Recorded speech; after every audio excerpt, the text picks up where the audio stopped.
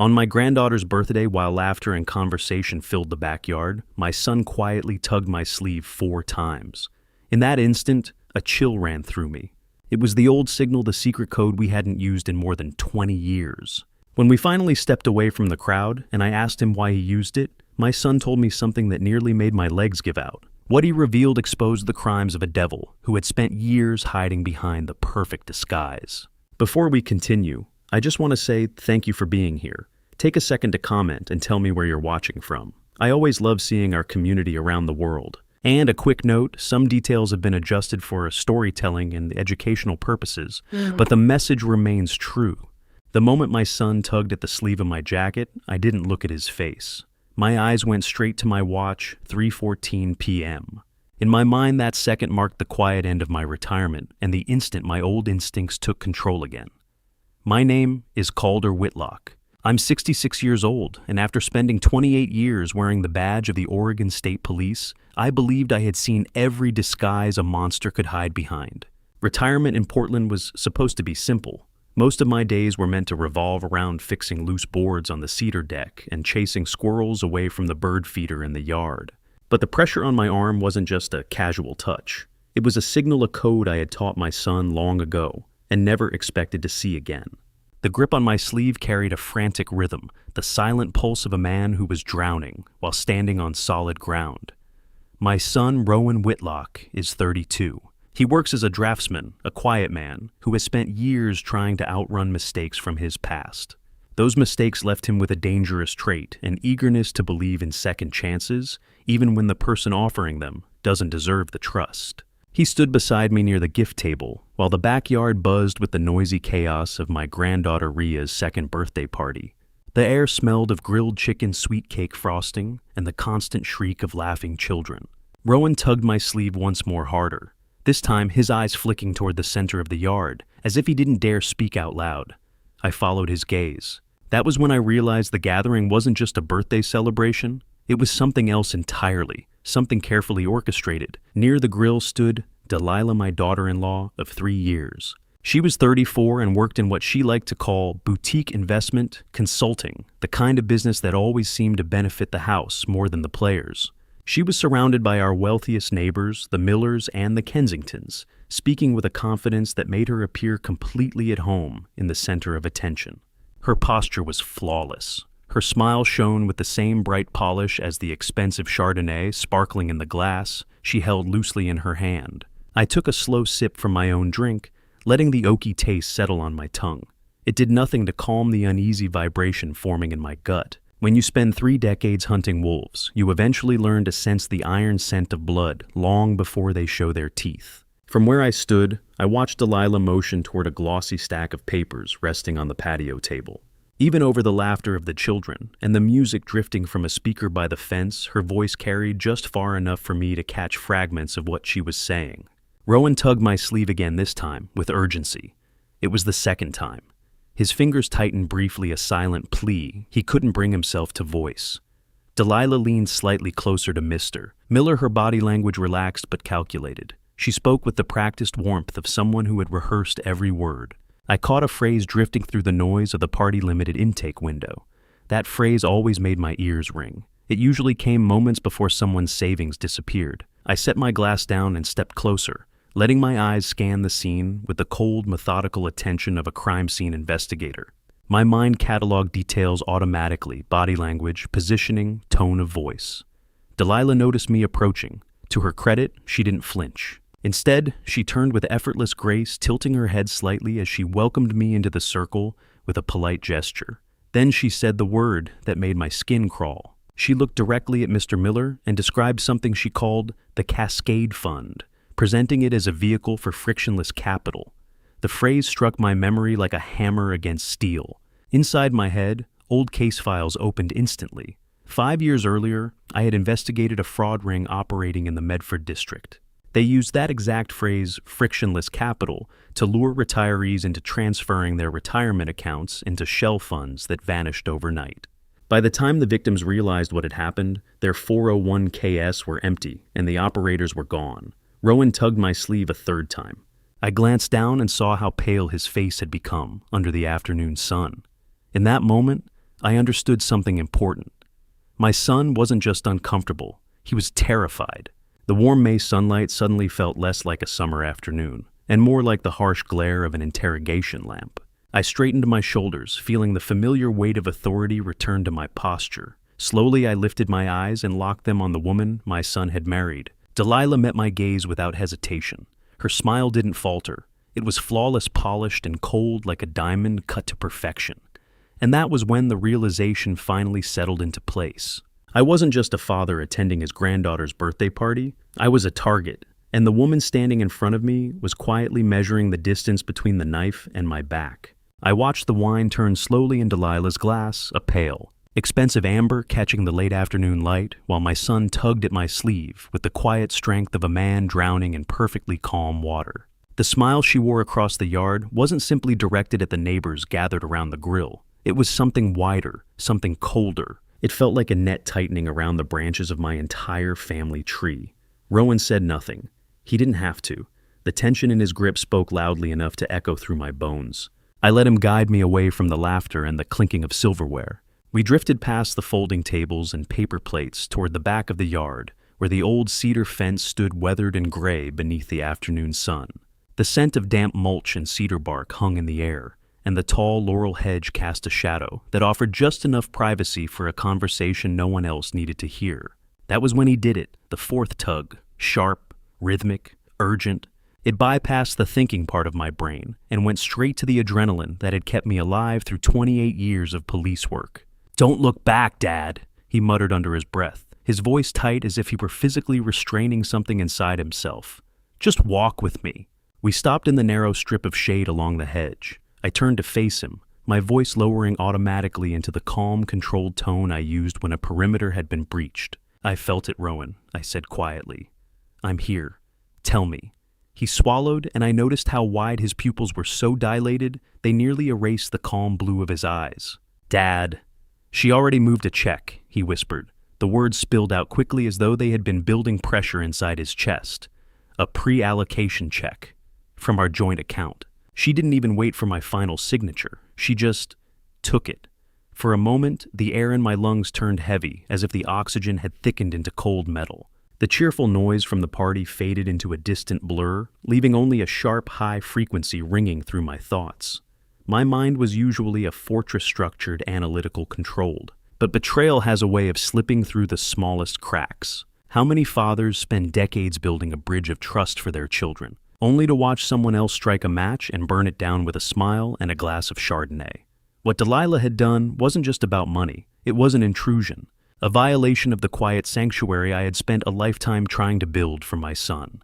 Without warning, my memory pulled me backward through time. Christmas dinner, 1999. Rowan was 7 years old, trapped politely in the corner of the living room, while my brother Vernon explained municipal sewage infrastructure with the patience of a man who never realized he had lost his audience 20 minutes earlier. Rowan's eyes had glazed over back then, the same way they looked now. To rescue him without embarrassing Vernon or creating a family argument, I had invented a simple code. 3 tugs on my sleeve meant the exit door was open, and I was coming to get him. We hadn't used that signal since his freshman year of college, and yet here it was again. Not as a childhood escape route, but as a distress flare from a man who felt trapped in his own life. The memory didn't comfort me. It sharpened something inside me, like steel drawn slowly across a whetstone. I studied my son carefully, seeing both the 32-year-old man standing in front of me and the anxious boy who once needed help escaping a corner of the room. "It's worse than the money, Dad," he said, his voice rough and uneven. The nearby sprinkler system hissed rhythmically against the lawn, its steady pulse underscoring every word. "She's been coaching Rhea." I frowned slightly. "What do you mean?" He ran a hand through his hair, shaking his head, as if the idea still sounded unbelievable even to him. "She's teaching her phrases," he said quietly. "Investment growth, cascade fund. She repeats them when you're around." My stomach tightened. "She's using the baby dad." Rowan continued. "She knows you soften when Rhea talks. She's trying to make it sound innocent, like the idea came from a child." A bitter metallic taste crept into my mouth as adrenaline surged through my system. I glanced back toward the house. Through the sliding glass doors, I could see Delilah moving confidently through the living room, her silhouette framed by the soft glow of the interior lights. She looked comfortable, relaxed, like someone who believed the outcome had already been decided. Rowan exhaled slowly, his hand finally dropping from my sleeve. "She isn't waiting for me to say yes anymore, Dad," he said. Then he met my eyes with a look that carried equal parts fear and resignation. "She's already started the transfer." There is a particular kind of silence that follows the discovery of a crime. It is not the peaceful quiet of an empty house, but a dense, hollow stillness, a ringing in the ears that every person who has ever worn a badge eventually learns to recognize. When the last of the birthday guests drifted out and the backyard gate clicked shut behind them, that silence settled over my home like a heavy shroud.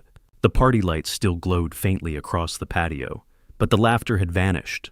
Rowan had already left with Delilah, his expression carefully arranged into a calm mask that didn't fool me for a second. I knew my son well enough to see the tension beneath it. What he had told me near the cedar fence, the unauthorized transfer already set in motion, sat inside my stomach like a jagged hook that tightened every time I breathed. I stood in the kitchen while the dishwasher began its steady mechanical hum. The sweet smell of leftover birthday cake mixed uneasily with the sterile scent of dish soap and warm water. Across the counter, my wife Ilara moved quietly through the cleanup. Ilara had spent 35 years as a school principal. She possessed the rare ability to detect dishonesty from across a crowded gymnasium full of teenagers. Now she was watching the empty doorway with the same quiet, analytical stillness I felt inside my own chest.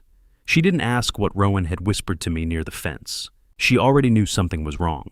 "Calder," she said, quietly stacking the last of the plates. Her voice carried that calm tone she used when the truth was already obvious. "You saw it too, didn't you?" I looked up. That look in her eyes when the neighbors mentioned their trust funds, she continued. That wasn't curiosity. It was inventory.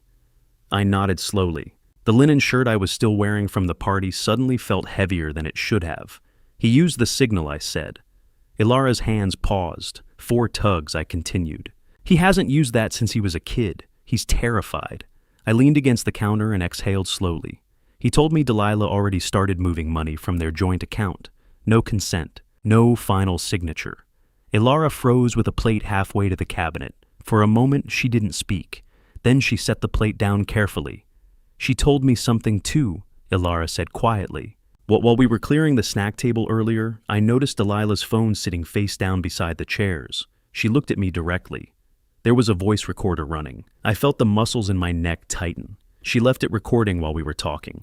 Ilara continued. She wasn't just joining the family, Calder. Her voice dropped slightly. She was documenting it. Marriage is supposed to be built on trust. But when that trust becomes a weapon, it turns into something corrosive, a slow poison that eats through the heart long before the victim realizes what has happened. We finished cleaning the kitchen in a strange, quiet rhythm.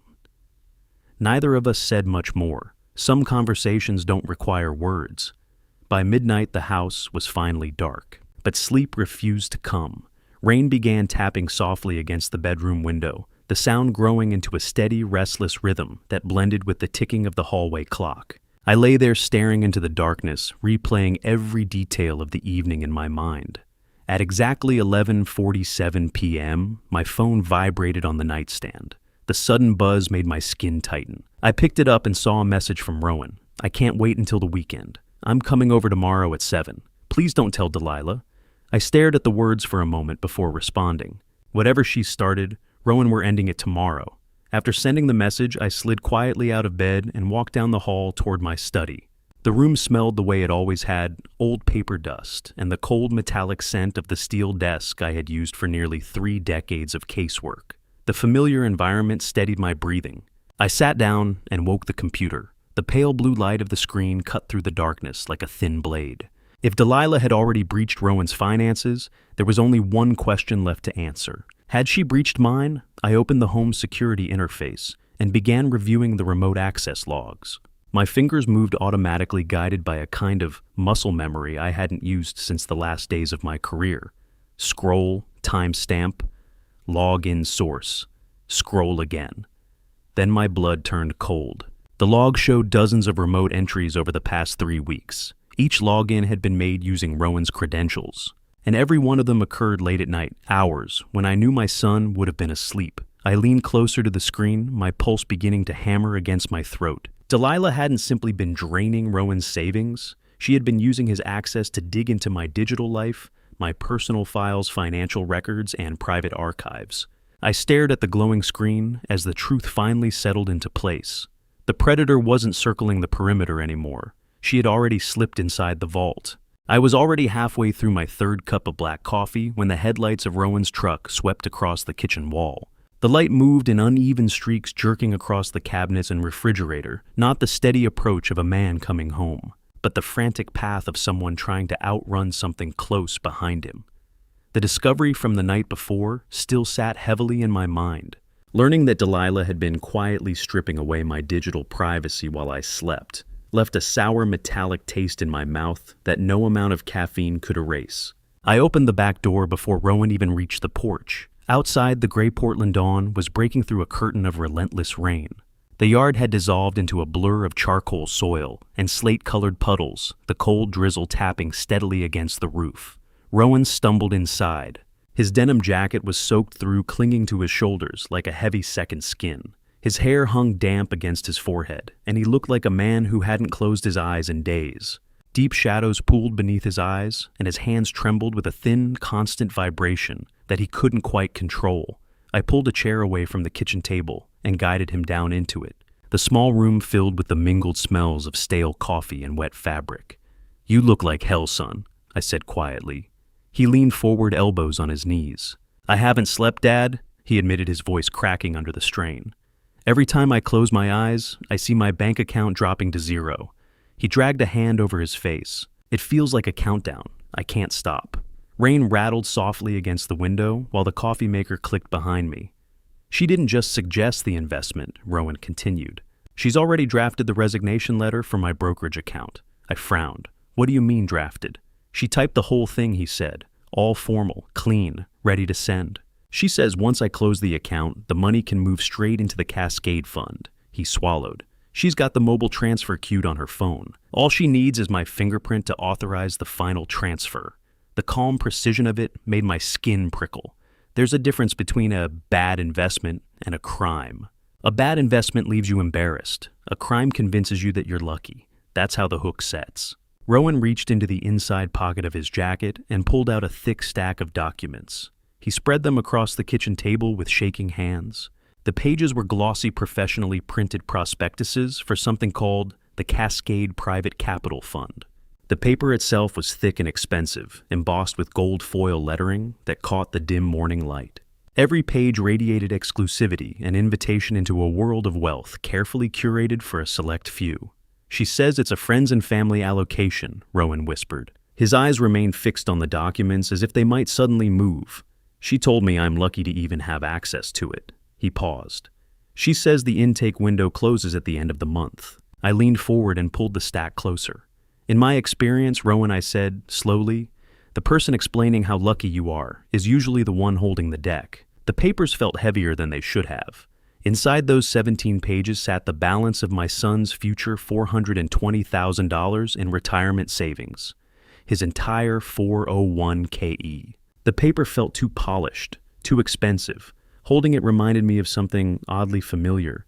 It felt like the printed program handed out at the funeral of a wealthy man.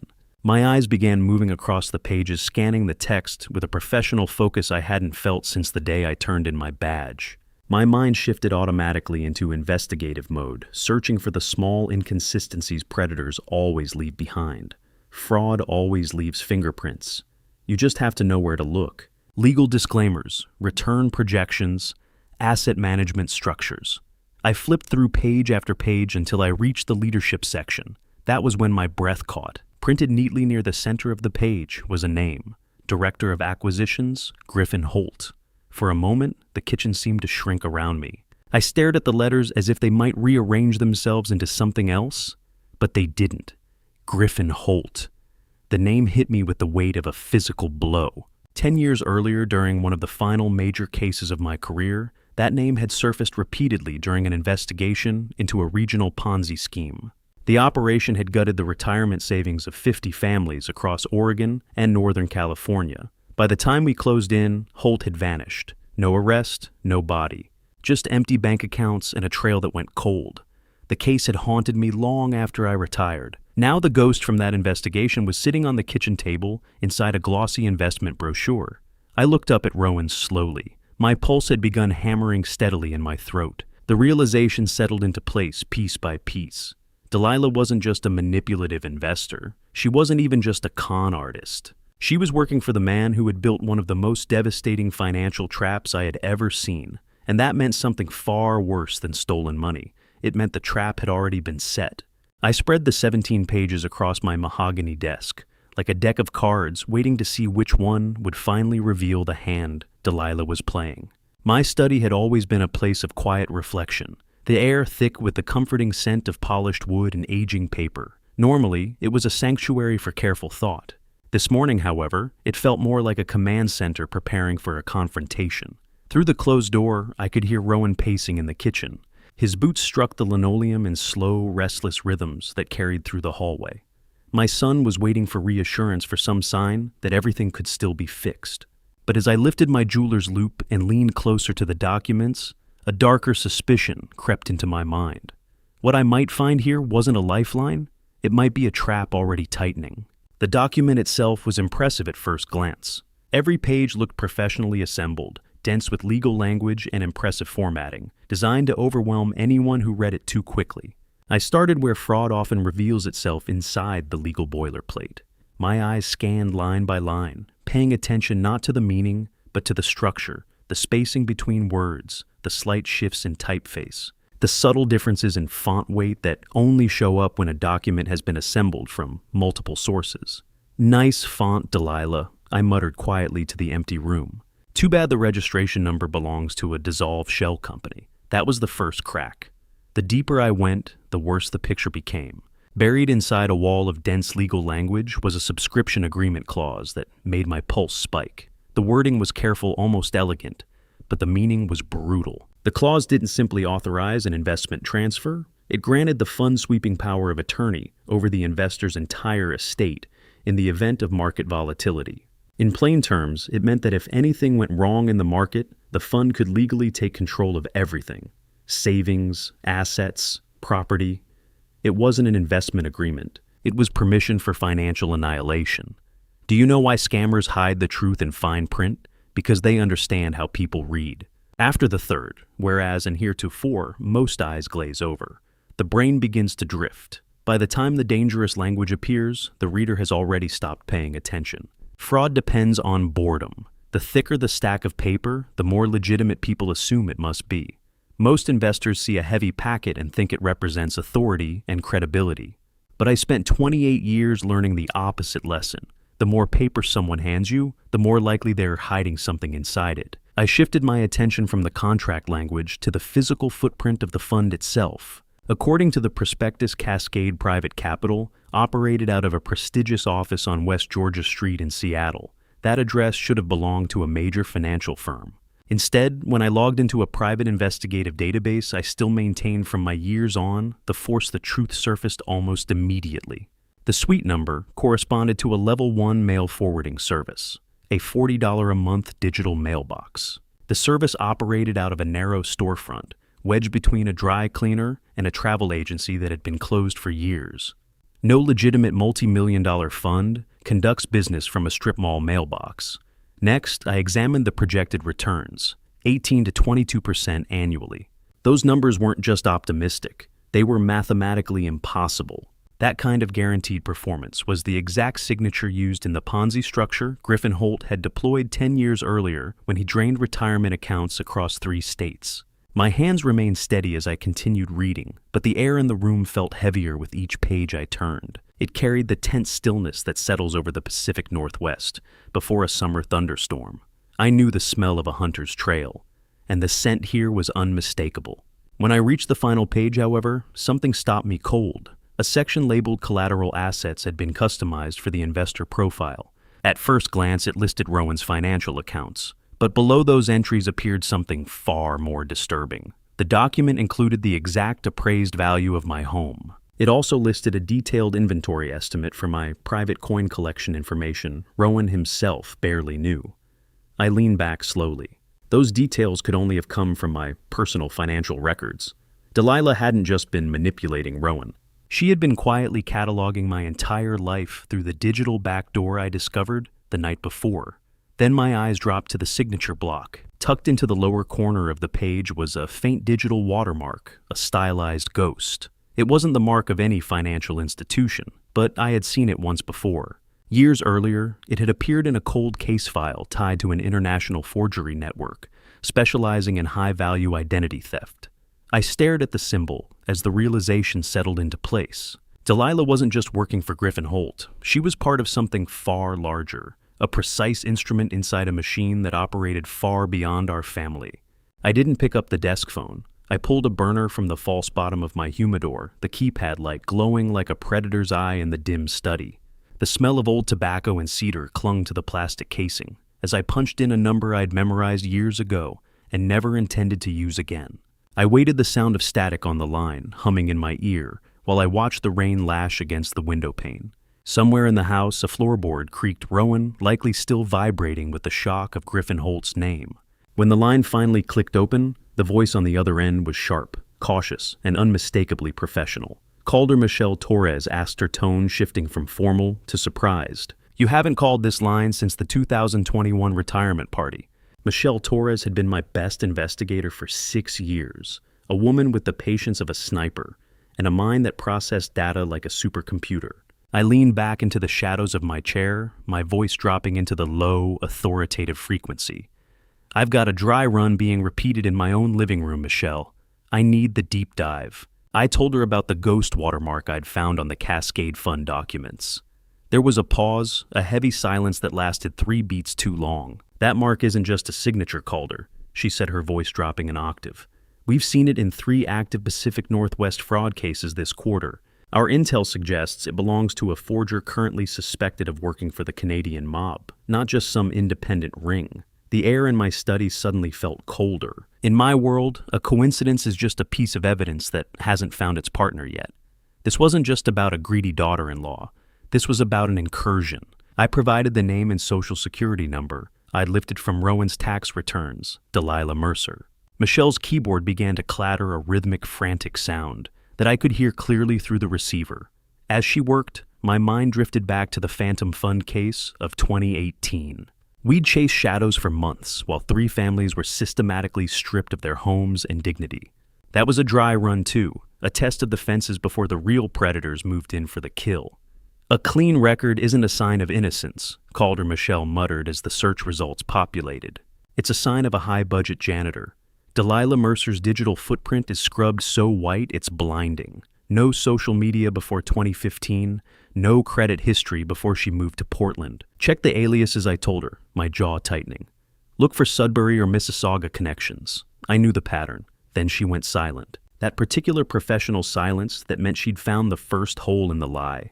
I could hear her breathing change, the rhythmic clicking of the mouse slowing down. "Calder, look at this," she whispered. Delilah Mercer's current Oregon driver's license was issued using a birth certificate that was reported stolen from a hospital fire in Ohio 10 years ago. She paused and I felt the hair on my arms stand up. "The woman in your house isn't Delilah Mercer. I just pulled the death certificate from the national database. The real Delilah Mercer died in a car accident in 2014. My heart hammered against my ribs, a dull, thudding warning. "Stay away from her, Calder. You're living with a ghost." The ghost in my living room had a name, a 3-year marriage, and a daughter, but according to the state of Oregon, she was nothing more than a digital echo of a woman buried in a rain-soaked cemetery a decade ago. I stood by the window of my study, watching the gray Portland rain streak against the glass. The news Michelle had delivered felt like a physical weight, a cold draft that had finally found its way under the door. I could hear Rowan's muffled voice from the kitchen, probably talking to himself, or nursing that cold cup of coffee, completely unaware that the woman he loved was a phantom. Michelle's voice crackled through the burner phone, detailing the real Delilah Mercer's 2014 car accident in Sudbury. It had been a messy affair, a late-night slide off a bridge that the local authorities never quite put to rest. If Delilah is a ghost, then who is the woman holding my granddaughter? I asked, my voice a jagged whisper. "She's a ghostwriter," Calder Michelle replied, the sound of digital rustling following her words. "Someone who rewrites lives for a living. This isn't just identity theft. It's a total immersion." The nausea I felt was visceral, a slow churning in my gut as I realized that every intimate moment, every shared plan, And every memory my son possessed was built on a foundation of skeletal remains and professional forgery. My mind flickered to the entry twist. The Sudbury crash report had holes large enough to drive a truck through. There were no witnesses, and the body had been burned beyond easy recognition. It occurred to me, with a surge of professional coldness, that the imposter didn't just steal a name, she might have cleared the path for the theft herself. How do you tell a man that the woman who sleeps beside him every night is a shadow wearing the skin of a dead girl? I watched dust motes dancing in the singular shaft of light, piercing the dim study, feeling the isolation of the truth. Michelle shifted gears, her tone sharpening as she pulled up the Eugene Martinez file. Eugene was a 71-year-old decorated veteran, a man of discipline and habit, who had been systematically groomed by a boutique wealth management firm where the imposter once worked. She had been his light, his emotional support after his wife passed. And then with surgical precision, she had presented the limited window for a life-changing investment. Eugene didn't lose his $95,000 to a bad market, Michelle said. He lost it to a consultant who remembered his birthday. It's a grooming cycle, Calder. She doesn't ask for the money until she's the only person the victim trusts. My protective fury began to refine itself into analytical clarity. Pattern recognition is a blessing until it starts showing you the shape of your own family's executioner. I could smell the stale coffee on my desk, a bitter reminder of the long night behind me. Then came the second twist. Michelle went silent for a moment, the sound of her rhythmic typing, the only thing filling the space between us. I found a secondary contact in the Martinez file, she said, her voice dropping. A lawyer named Griffin Holt, who facilitated the final wire transfer. The name hit me like a second bullet. The ring was a machine, and Delilah was just the most visible gear. Michelle let out a sharp breath. On the other end, Calder. I just pulled the witness statements from the Martinez case. Eugene isn't the only one she hit. There's a list of sons of wealthy retirees that the firm was tracking. Ann Rowan was next on the board.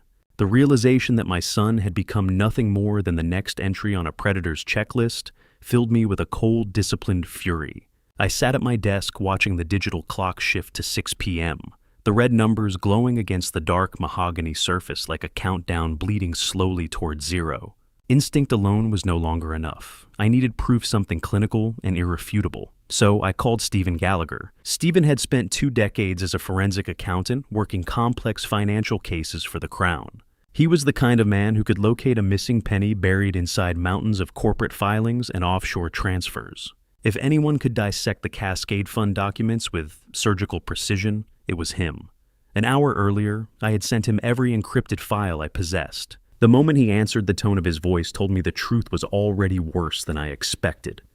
"Calder," he said through the faint static of the line, "this isn't an investment document. It's a suicide note for a bank account." I leaned back slowly in my chair. Stephen continued explaining what he had found. The Cascade Fund, he said, was built on what forensic accountants refer to as empty language contracts designed to look dense and authoritative while actually committing to nothing. The subscription agreement is basically a frame without a painting, he said. All structure, no substance. On paper, the document looked thorough, but the schedule detailing physical assets, the section that should have listed actual holdings, had been deliberately left blank. That blank space wasn't an oversight. It created legal limbo. Any funds transferred into the structure would technically exist inside the agreement without being tied to a defined asset. In other words, the money could disappear without leaving a trace. That's not the worst part, Stephen added. He explained that the Cascade Private Capital Fund wasn't even an original name. It was a mirror. A legitimate investment fund in the Midwest operated under an almost identical name and had produced years of strong returns. Anyone performing a quick online search would find glowing articles, financial reviews, and industry praise. But the routing number on Rowan's documents led somewhere else entirely. A digital void. Anyone verifying the name would think they were investing in the real fund, Stephen said. But the transfer instructions send the money somewhere completely different. I tightened my grip on the phone. "How long do we have?" I asked quietly. "Give it to me in hours, not days." There was a brief pause before he answered. 72 hours. The number landed heavily in the room. That's all it takes to turn a man's life savings into a string of zeros on a Cayman Islands server. Stephen called it the laundry cycle. Once the wire transfer reached the primary intake account, in this case, a credit union in British Columbia, the funds entered a financial half-life that lasted roughly 3 days. During that time, the money would be split into smaller fragments, layered through shell companies, pushed across international accounts. By the time investigators followed the trail, the funds would have dissolved completely into offshore holding networks. After that, Stephen said quietly, "It's gone." I glanced again at the clock on my desk. With Delilah pushing for a transfer before the end of the month, we were no longer simply investigating a crime. We were standing inside the final 48 hours of her grooming phase. She wasn't just trying to move money. She was preparing to erase it. People think robbery involves noise guns, alarms, broken glass. But the most dangerous weapon a thief can carry is a wire transfer confirmation. It makes no sound. It happens instantly. And once it's done, there's almost no way to undo it. The room suddenly felt smaller. The scent of old mahogany and paper pressed down on me like a physical weight while I began calculating possible ways to freeze the transaction before it moved beyond reach. Then Stephen spoke again. "Calder, there's something else." My attention sharpened immediately. I traced the email metadata from the prospectus Rowan gave you, and it wasn't sent from a corporate office. The pause that followed stretched uncomfortably long. It came from an IP address inside your own house. My chest tightened. "What time?" I asked.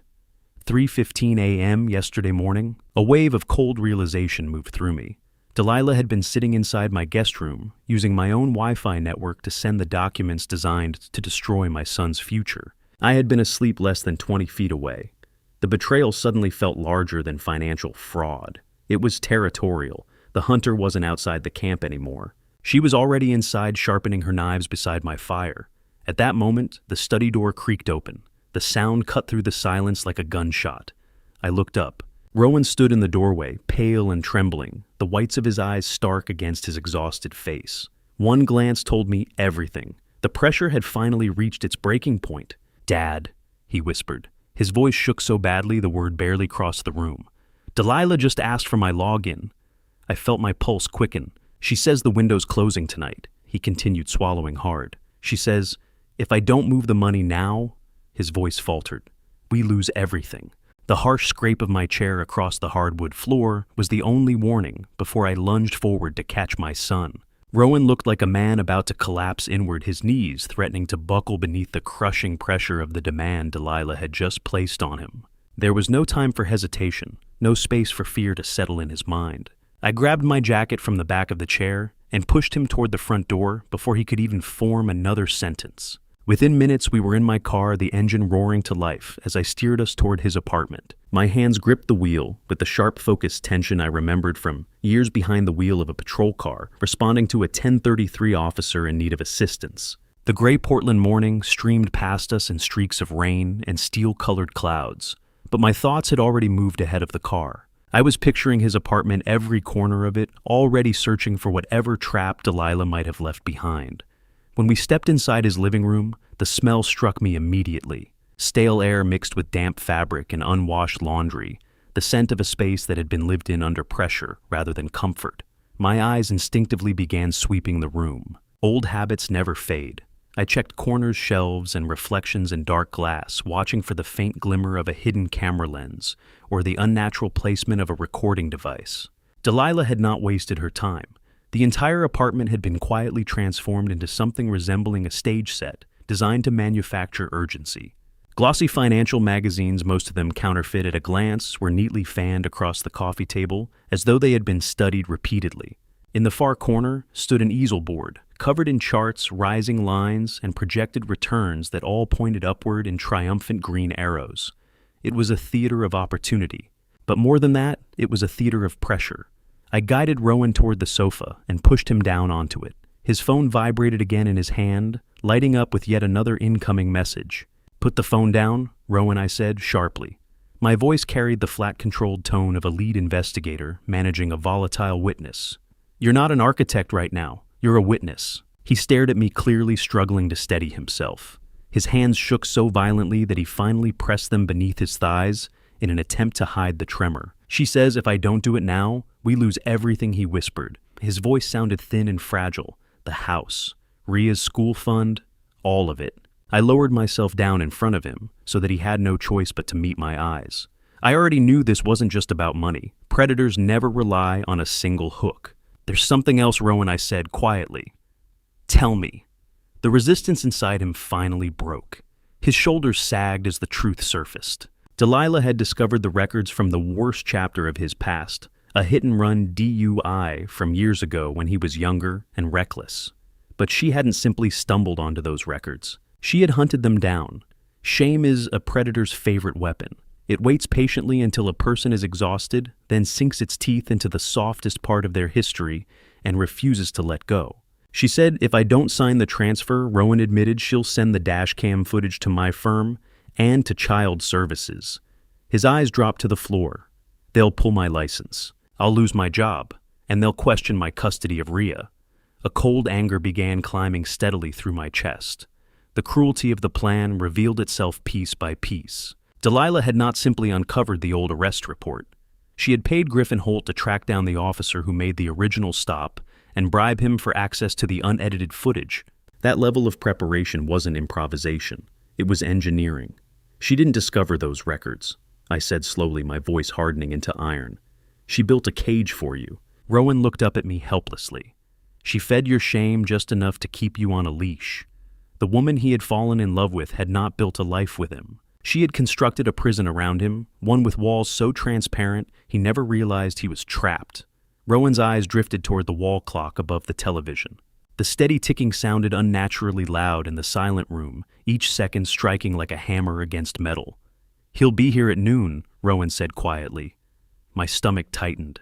Who will the notary? He replied. He swallowed before continuing.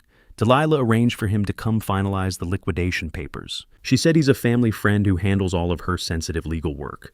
The room felt suddenly colder. She called him Griffin. For a moment, I said nothing. The name alone was enough. A wave of icy realization moved through my veins. Griffin Holt was no longer operating from the shadows. He wasn't sending instructions through layers of intermediaries. The kingpin himself was coming to the front door. The realization that Griffin Holt was walking toward my son's front door turned the drive home into a blur of cold, focused adrenaline.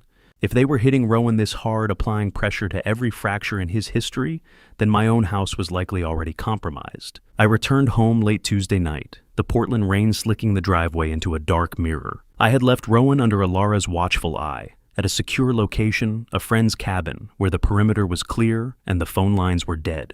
Stepping into my own study, the air felt heavy as if the room itself was holding its breath, while I reached for the hidden keypad behind the first edition Hemingway. The smell of gun oil and old books usually brought me a sense of order, but tonight it felt like the scent of a tomb. I punched in the code, the safe's electronic beep sounding like a gunshot in the midnight silence. I opened the floor safe, initially relieved, to see my collection of gold eagles and Morgan silver dollars seemingly intact. I began a methodical inspection, driven by the professional paranoia that Delilah's access to this house was never just about babysitting Rhea or playing the part of the doting daughter-in-law. I pulled out a 1907 St. Gaudens double eagle, the crown jewel of my retirement hedge, and felt a sudden sickening lightness in my palm. My stomach dropped. I checked the digital log on the safe's interior panel, and my blood turned to ice. The safe had been accessed 3 months ago using Alara's biometric bypass. It was impossible. Alara never came in here alone, and she certainly never touched the coins. I realized with a jolt of horror that Delilah must have recorded Alara's fingerprint while she was sleeping, or perhaps lightly drugged during one of those spa nights Delilah was always arranging. A man's home is his castle until he realizes the queen has been selling the bricks from the inside out. My sanctuary had been turned into a showroom for a thief who didn't even need a crowbar. I moved to my workbench, clicking on the overhead lamp. I used a precision scale and a digital caliper to test the St. Gaudens, the digital scale's high-pitched tinkle echoing off the mahogany walls. The weight was off by exactly 0.4 grams. I adjusted my jeweler's loop, my eyes stinging as I searched the rim of the coin. There they were, the microscopic tooling marks, the same ghost signature I had found on the Cascade Fund documents. It was a high-lead core Chinese counterfeit, a perfect visual replica that held absolutely no value. I went through the rest of the tray, my heart hammering a rhythm of pure clinical rage. Over 40% of my collection had been systematically swapped for worthless metal slugs. Metal. It's just painted lead, I whispered to the empty room. She's been walking through my house and stealing my past while I was making her tea. How many times had I sat in this very chair? bragging to her about the rarity of a coin that was already sitting in her purse. My hands were trembling as I reached for the felt-lined case of a fake Morgan dollar. As I tilted the case, a small black object tumbled out. It was a GPS tracker, no larger than a button hidden inside the hollowed-out center of the counterfeit case.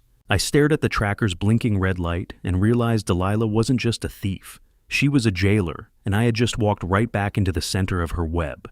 The phone in my pocket buzzed the vibration, feeling like an electric shock against my leg, but I didn't answer it. My eyes were fixed on the tracker's blinking red light, a silent confirmation that the woman my son loved had turned our lives into a controlled experiment. I spent the rest of the night in a state of icy clinical rage, calculating every move she had made, while I was playing the part of the doting grandfather. By Wednesday morning, the rain had settled into a gray, insistent drizzle. I stood in the bank's sterile lobby, watching my son's hands shake as he handed his ID to the teller, a man about to realize that the vault protecting his family's history had been hollowed out from the inside. Rowan moved with the lethargy of a man who had already accepted the worst, but the reality was far more surgical than he imagined. We were led back to a windowless viewing room that smelled of ozone and old paper, the heavy vault door swinging shut behind us with a finality that made the air feel thin. When the teller pulled the long metal deposit box, I saw Rowan's shoulder drop. He didn't even have to open it. He knew by the way the metal slid across the table. It was too light. Inside, there were no emeralds, no graduation Omega watch, and no heirloom gold. There was only a single folded receipt for a jewelry cleaning service that didn't exist. "It's gone," Rowan whispered, his voice echoing in the small, sterile room. "Dad, she told me she put it in here for safekeeping after the move." I felt the cold metal of the table under my palms. "Check the access logs." "Rowan," I said, my voice sounding like gravel. "Every time a shadow moves, it leaves a signature." We were moved to the bank manager's office, where the rhythmic typing of the keyboard felt like a countdown. The manager revealed that Delilah had accessed the box 8 months ago, signing as Delilah Mercer Whitlock. But that wasn't the end of it. The manager looked at us with a pained expression, revealing that she had used the jewelry as collateral for a high-interest bridge loan in Rowan's name, a loan that was now 3 months overdue. Have you ever looked into the eyes of someone you loved and realized they were just a mirror reflecting the person they wanted you to be while they picked your pockets? Rowan sat there, a hollowed-out version of the man I had raised. He began a mental inventory of their apartment, the realization hitting him like a physical blow. The golf clubs he thought he'd left at the club, the vinyl collection he thought was in storage, even his backup laptop, they weren't lost.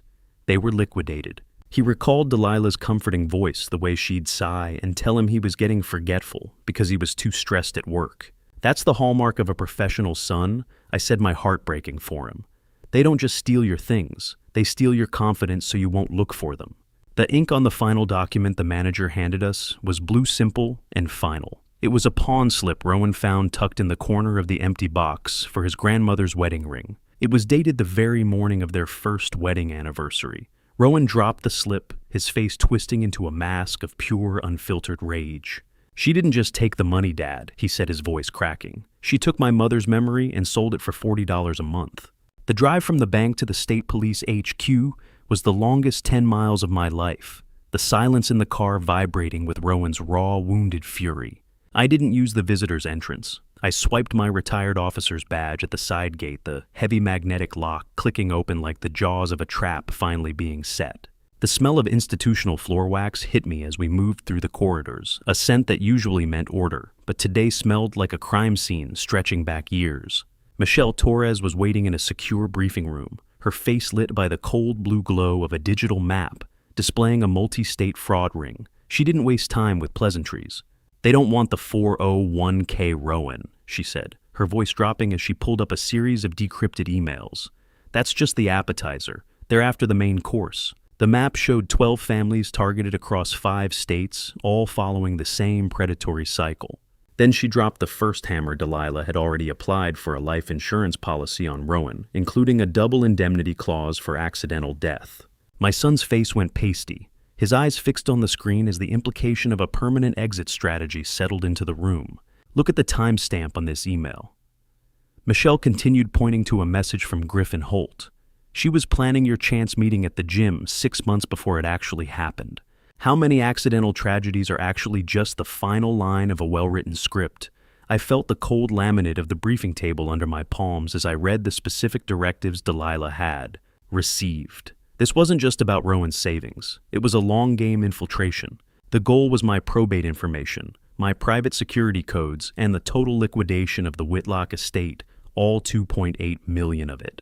Every family holiday every Sunday, roast every single time I let her hold my granddaughter while I made tea, was nothing more than a reconnaissance mission. She wasn't just marrying into this family, she was being deployed into it to map my safe and my digital footprint, the gym membership, the random coffee spill, the wedding vows. All of it was a ledger entry. I felt a deep structural betrayal that went beyond money.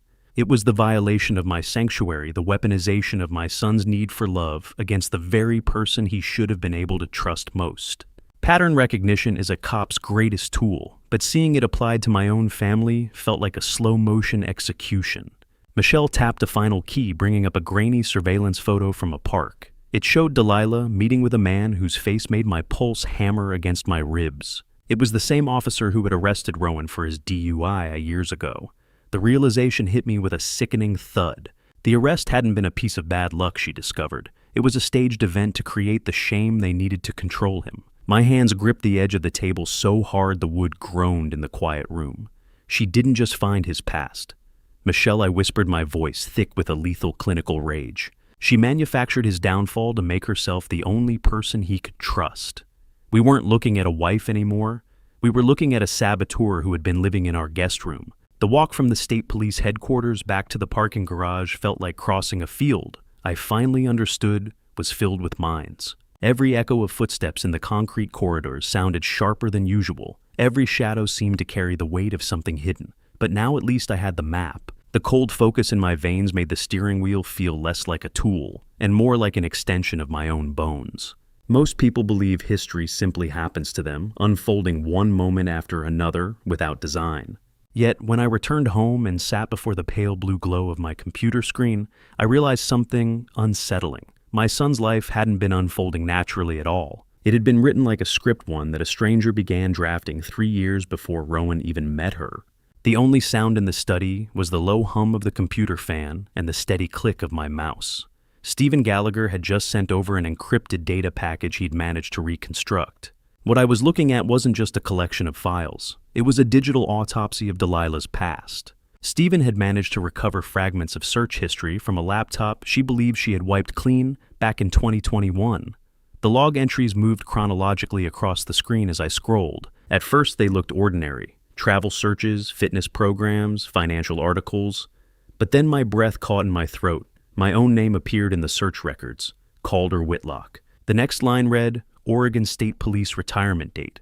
Then another estimated pension value.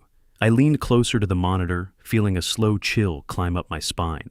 Months before Delilah ever introduced herself to my son, she had already searched my financial worth and consulted actuarial tables estimating my lifespan. Rowan had never been the true target. He was simply the most convenient doorway into the estate I had spent 30 years building. The realization twisted in my stomach with a kind of clinical horror. The files showed something else as well. There was a second list, this one named my wife, Ilara Whitlock. Delilah had compiled notes outlining possible ways to create friction between us. The plan was simple. If gaining control through Rowan didn't grant her access to my assets, she intended to isolate me from my own family. I leaned back in my chair, the bitter scent of old coffee lingering in the room. She didn't fall for his smile, Stephen, I murmured quietly. She fell for my actuarial tables. How do you explain to a father that what appeared to be the happiest coincidence of his son's life was actually a carefully engineered trap that the woman who claimed to fall in love with him had already spent hundreds of hours studying his routines before saying hello?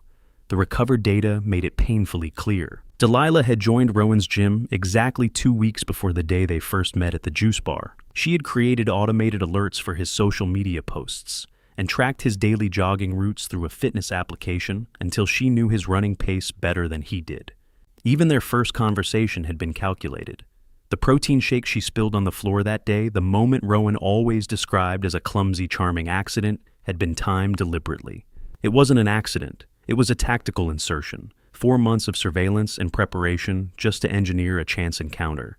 That isn't romance. That's a siege. The date on the earliest search entry was October 14th, 11 months before their wedding.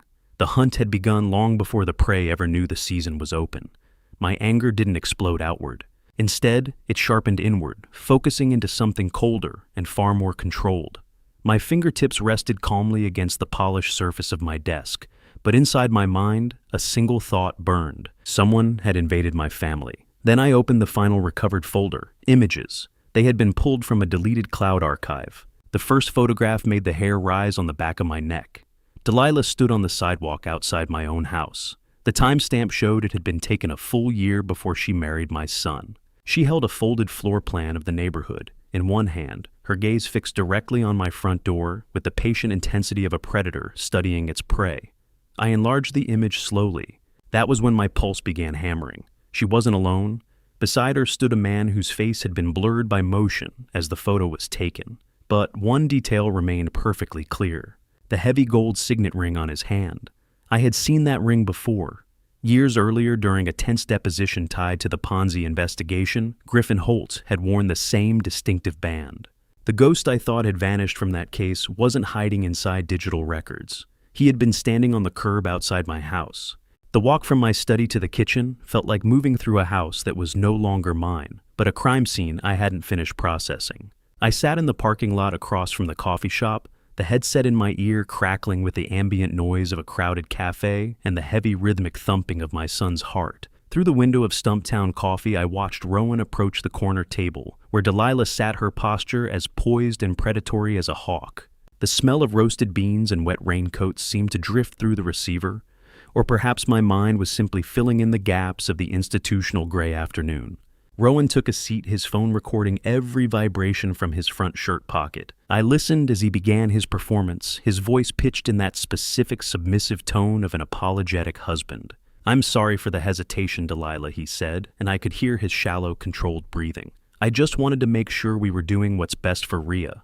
Delilah didn't miss a beat. Her manicured nails tapped the table with a sharp, rhythmic click that sounded like a ticking clock. "It's okay, honey," she replied, her voice smooth as silk. "High net worth moves like this are always a bit scary the first time."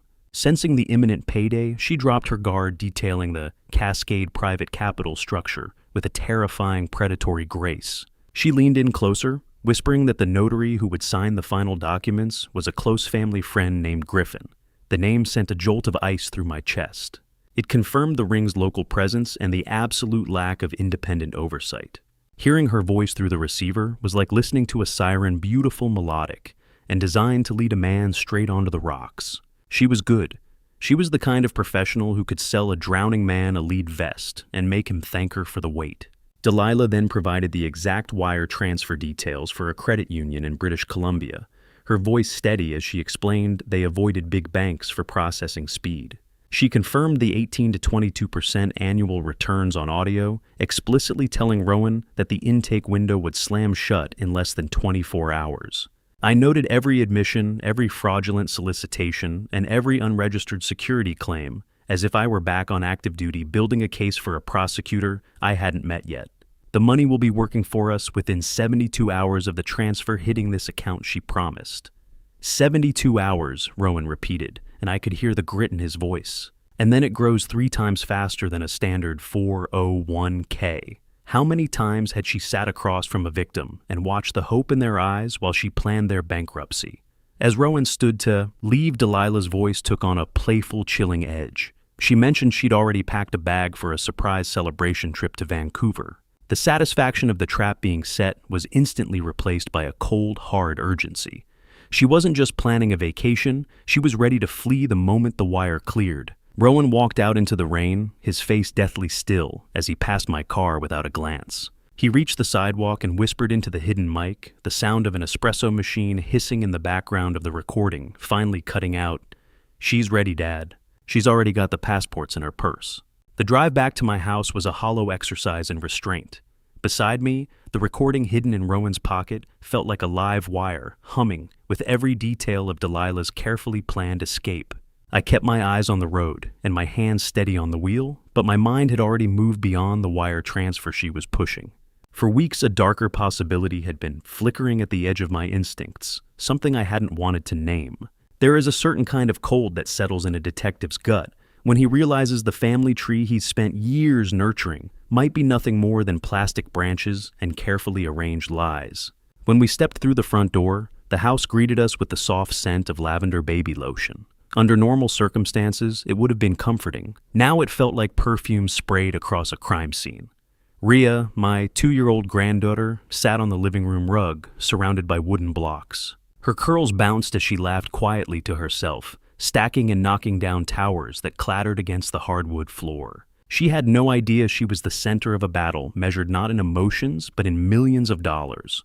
I lowered myself into my armchair and watched her with a detached focus I normally reserve for witness interviews. Memories began lining up in my head like pieces of evidence.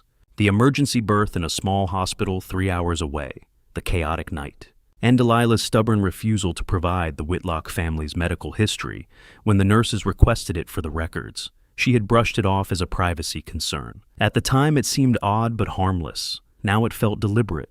I studied Rhea again. Our family had carried certain traits through 4 generations: height, eye color, even the shape of the earlobes. Rhea possessed none of them. "She's getting tall, Delilah," I said, casually forcing my voice to remain steady, "though she doesn't seem to have the typical Whitlock height."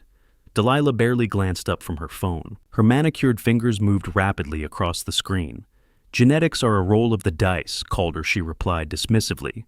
"You know that." She stood and reached into her diaper bag to retrieve a rattle. As the bag opened, a corner of folded paperwork became visible. My chest tightened instantly. Canadian travel consent forms. They were already filled out. Worse still, Rowan's signature had been forged across the authorization lines. How far would someone go to protect their leverage? Would a predator steal a child's identity if it guaranteed control of the ransom? I had seen men murdered for a few $100s. For $2.8 million, a bloodline could become nothing more than an entry on a ledger. A moment later, Delilah's phone rang. She walked into the kitchen to answer it. The second she disappeared from view, I moved. My hands that had remained steady through decades of investigations reached for the pacifier Rhea had dropped beside the coffee table. It was still warm, a small piece of plastic that might hold the truth about my son's entire future. Using a sterile cloth from my study, I sealed it carefully inside a clean evidence bag. The movement came automatically guided by years of practice. Rhea looked up at me with wide eyes that seemed slightly unfocused. Only then did I notice the faint herbal scent on her breath. A sedative. That explained the unusual lethargy Rowan had mentioned recently. Delilah wasn't just preparing to leave, she was making sure the cargo stayed quiet. I retreated to my study and locked the door.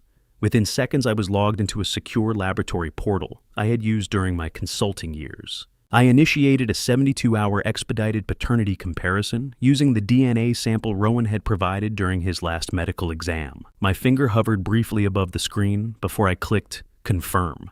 The countdown timer appeared immediately. 72 hours. 72 hours until I discovered whether the little girl playing on my living room floor was truly a Whitlock at all. The 72 hours felt like a lifetime, each second ticking by with the weight of a gavel striking the surface of my soul. I sat in my study, the smell of old paper and stale anxiety hanging in the air like a fog I couldn't navigate. My eyes were fixed on the monitor, my hands cold as I watched the refresh icon spin on my laptop screen, a small, that silver circle that held the power to delete 2 years of my son's life with a single percentage point. When the encrypted file finally bloomed into clarity, the world seemed to stop spinning. The lab results were stark clinical and absolute 0% probability of paternity. Rowan was not Rhea's father. I felt a sickening weight settle in my chest, the kind of heavy airless pressure I'd only felt at the most grisly crime scenes. 0. It was a clean break, a total fabrication. She didn't just steal his money, she stole his bloodline. As I dug deeper into the technical breakdown of the alleles, a darker suspicion began to take shape. I cross-referenced the markers with the data Michelle had provided on the ring's known associates. My pulse hammered as I found a partial match between Rhea and the forger's lineage. It was a factory setting. The ring wasn't just stealing lives, they were literally breeding the leverage they needed to hollow out men like my son. A paternity test doesn't measure love. It just measures the distance between 2 people's cells. But in a court of law, that distance is an ocean. I heard the ticking clock on the mantel sounding like a countdown to an execution. I called Rowan into the study. He walked in with a hopeful, questioning look that I had to extinguish with a single glance. I showed him the monitor. He didn't scream or rage. He simply collapsed into the cold leather chair, his ragged breathing the only sound in the room. The silence was heavy with the sound of a man's heart breaking into jagged pieces. "She's not mine, Dad," he whispered, his eyes red and unfocused. All this time, I was just a placeholder. I watched him struggle with the existential gravity of the lie. The realization that every midnight feeding and every first step had been part of a long-game performance. If a man builds a house on a foundation of sand but fills it with a lifetime of warmth, is the home any less real when the tide comes in? Rowan answered that question himself. He looked up, his face hardening into a fierce, defiant mask I hadn't seen since he was a boy defending a friend on the playground. "It doesn't change a thing," he said, his voice regaining its steel. "I'm the one who held her when she had the fever. I'm her father, period." He then revealed a detail that made my professional blood run cold. Delilah had claimed a medical emergency shortly after the birth that prevented any further children. It was a move to ensure Rhea remained the sole undisputed heir to my estate. The premeditation was a suffocating shroud. Rowan stood up, wiping his eyes with a shaking hand, his resolve as sharp as a razor. "If she thinks she can use a lab report to take my daughter to Canada, she's forgotten whose son I am." The drive to the federal building was the longest silence we'd ever shared, the DNA report sitting between us on the console like an unexploded bomb. I watched my son out of the corner of my eye, seeing the way he gripped the door handle until his knuckles were ivory white. He didn't look shattered anymore. He looked forged. The steel doors of the federal building closed behind us with a pneumatic hiss that sounded exactly like a prison gate, only this time I was the one making sure the right person ended up on the inside. We were led deep into the interior, through corridors that smelled of institutional coffee and nerves, until we reached a secure war room. Michelle Torres was already there, standing beside Agent Vance. Agent Vance was a tall, lean man, with the tired eyes of someone who had seen too many life savings vanish into thin air, and he looked at my son like a piece of evidence he couldn't afford to break. The room was dominated by digital maps on the wall, glowing with the heat signatures of a multi-state investigation. "We've been chasing this cell for 18 months, Vance said, his voice as dry as parchment. "Your son just handed us the keys to their kingdom." He played the audio recording from Stumptown Coffee, the sound of audio feedback making me wince, but the words were clear enough to hang a dozen men. Delilah's voice detailing the wire fraud was the smoking gun they needed. However, Vance's expression remained grim. He revealed that, while they had flagged Delilah's passport at the Canadian border, they were legally hamstrung until she either attempted to cross or signed the final fraudulent documents scheduled for the morning. How do you breathe normally when you know the woman sleeping 3 feet away is a viper waiting for the sun to rise? That was the question hanging in the air as Vance outlined the tactical plan. It was a 3-pronged raid scheduled for 8 a.m., Friday. Rowan's apartment, Griffin Holt's legal office in Seattle, and the residence of their primary forger. "Rowan, you have to go back," Vance said, leaning over the cold metal table. "You have to be the man she thinks she's already broken. One more night of normal." I felt a surge of protective fury, but I knew the man was right. In a tactical operation, the silence is never empty. It's filled with the variables you haven't accounted for yet. If she smells the FB's eye, she won't go to the bank. She'll go for the border, and she'll take the girl with her. The pressure of the 72-hour window was crushing now, a physical weight on my shoulders. Then Michelle tapped a key, and a new flight manifest appeared on the screen. She unmasked a private charter flight, booked for 11 a.m. Friday from a small private airfield. It was paid for in cash by a Diana Voss. "That's her," I whispered.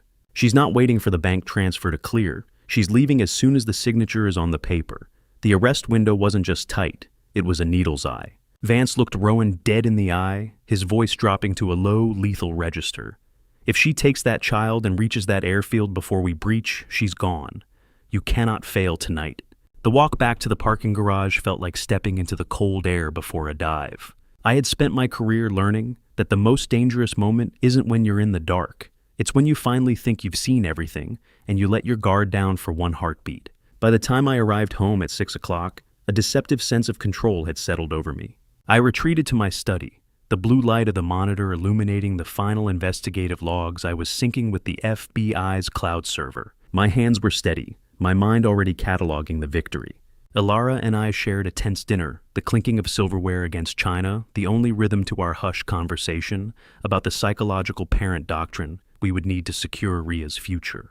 "Tomorrow morning, Ilara," I said, leaning back with a sigh that felt far too much like relief.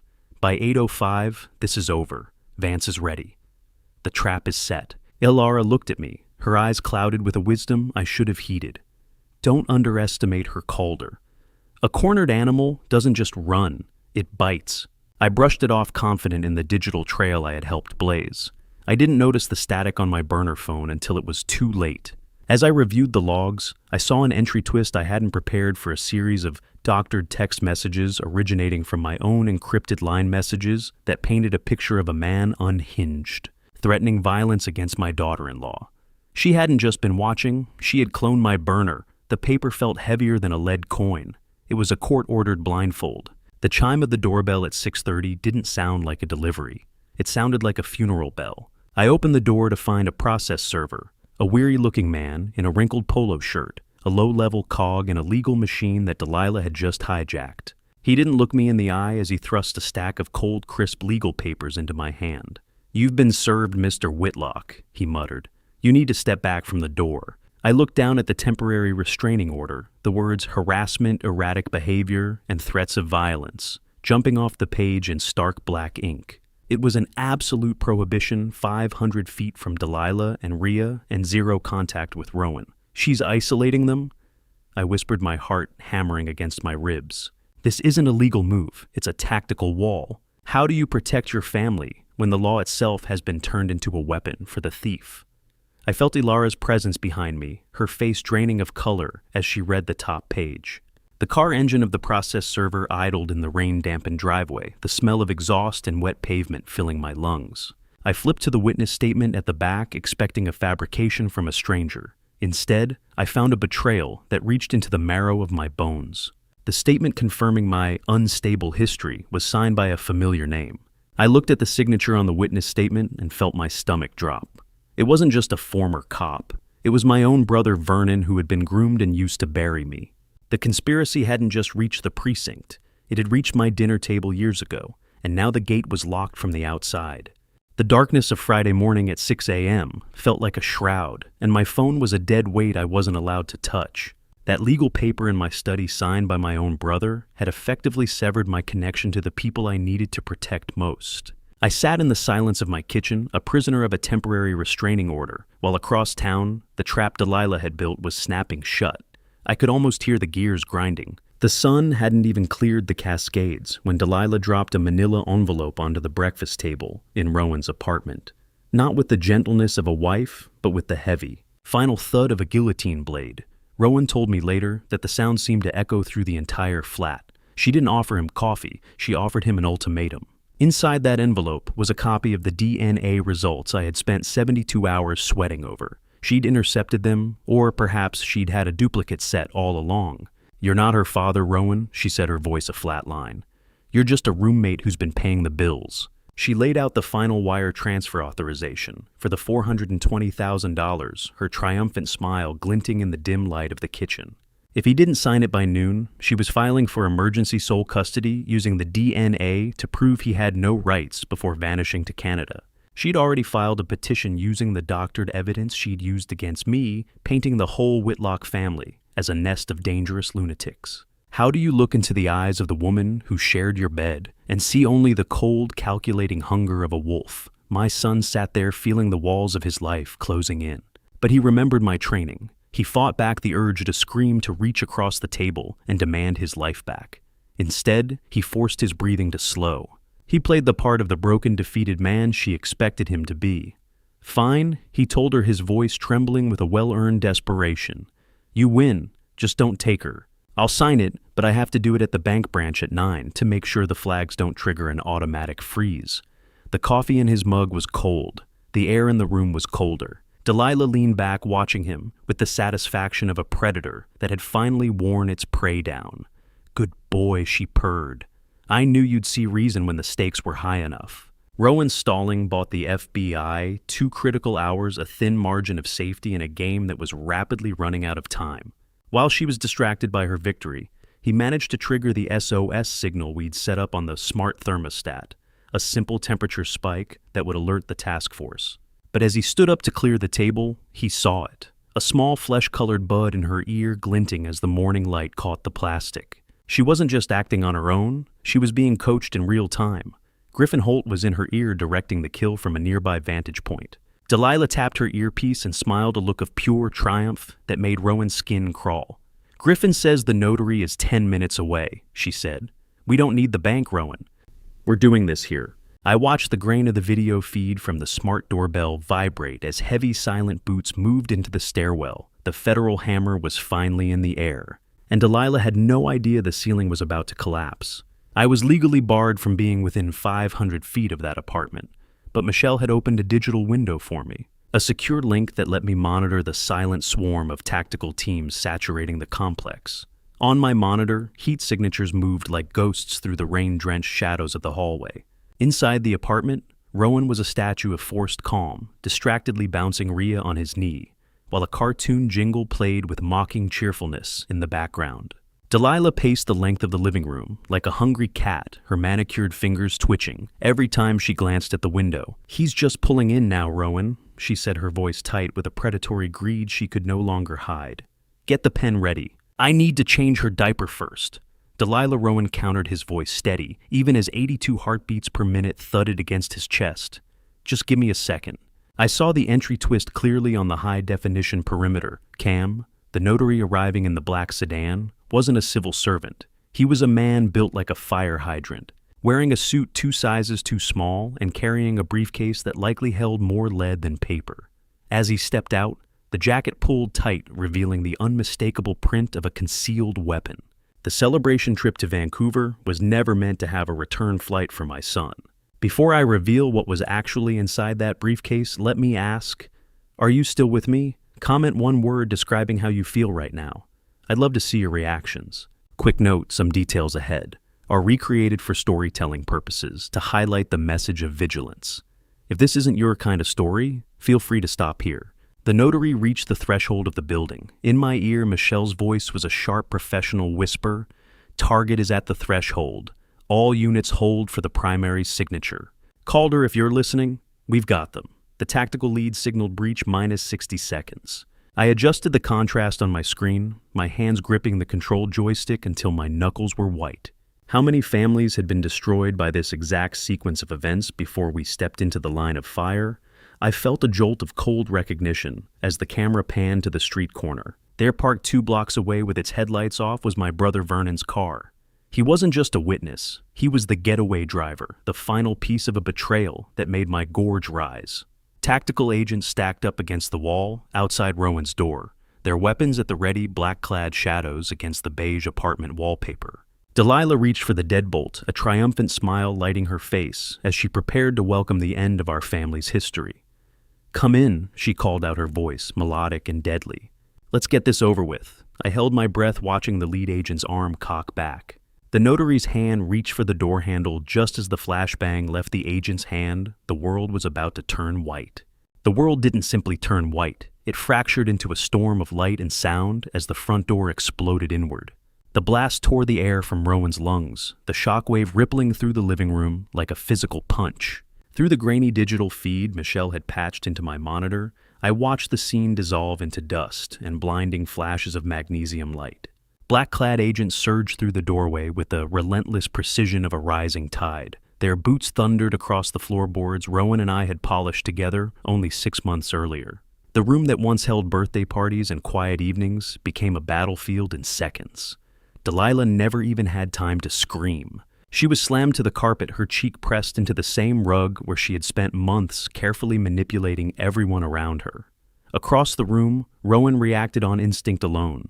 He dove toward Rhea, pulling her tiny body against his chest and shielding her as the man posing as a notary was tackled against the breakfast table.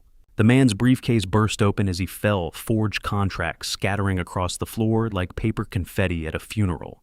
"FBI down, hands behind your head." The lead agent shouted, his voice slicing through the chaos. Even through the digital feed, I could see Rowan clutching Rhea, close, his head bent as he whispered something into her curls. I couldn't hear the words, but I felt their meaning in my bones. "I've got you. You're safe." During the struggle, something small bounced across the floor, Delilah's earpiece. It skittered against the baseboard, and in the sudden silence after the breach, a voice crackled faintly through the tiny speaker. Griffin Holt. His voice came through thin and frantic, ordering someone to kill the lights and run. He had been watching everything through a hidden camera. The smell of gunpowder mixed with the soft scent of lavender baby lotion, a combination that should never exist in the same room. As agents tightened plastic restraints around Delilah's wrists, the polished wife she pretended to be disappeared completely. She didn't cry, she snarled, her face twisted with fury as she locked her eyes on Rowan. "You're nothing," she screamed. "You're holding a stranger's kid. You don't even have rights." Rowan didn't respond. He simply stood holding Rhea securely in his arms, ignoring the venom she hurled across the room. "She's my daughter," he said quietly. "The only real thing you ever touched. There are many kinds of strength in the world. The agents with the battering ram showed one kind, but real strength is the man who walks through a war zone without letting go of a child's hand." I watched him carry Rhea toward the hallway, my vision blurring, as emotion finally broke through the discipline I'd held all night. Victory as a father doesn't always look like triumph. Sometimes it simply means surviving long enough to reach the shore. As Rowan stepped into the hallway, he ran his hand across Rhea's favorite stuffed bear. His fingers paused. Something hard was hidden inside the paw. He tore the seam open. A tiny tracking device dropped into his palm. The betrayal had no bottom. Delilah hadn't just planned to escape. She intended to track the child wherever she went. Moments later, Rowan stepped outside into the pale morning light. His shirt was stained with spilled coffee and Rhea's tears. He looked directly into the small camera clipped to his lapel. "It's done, Dad," he whispered. Then his voice cracked. "But we found a tracker in her bear." He glanced back toward the house. "They're still coming for her."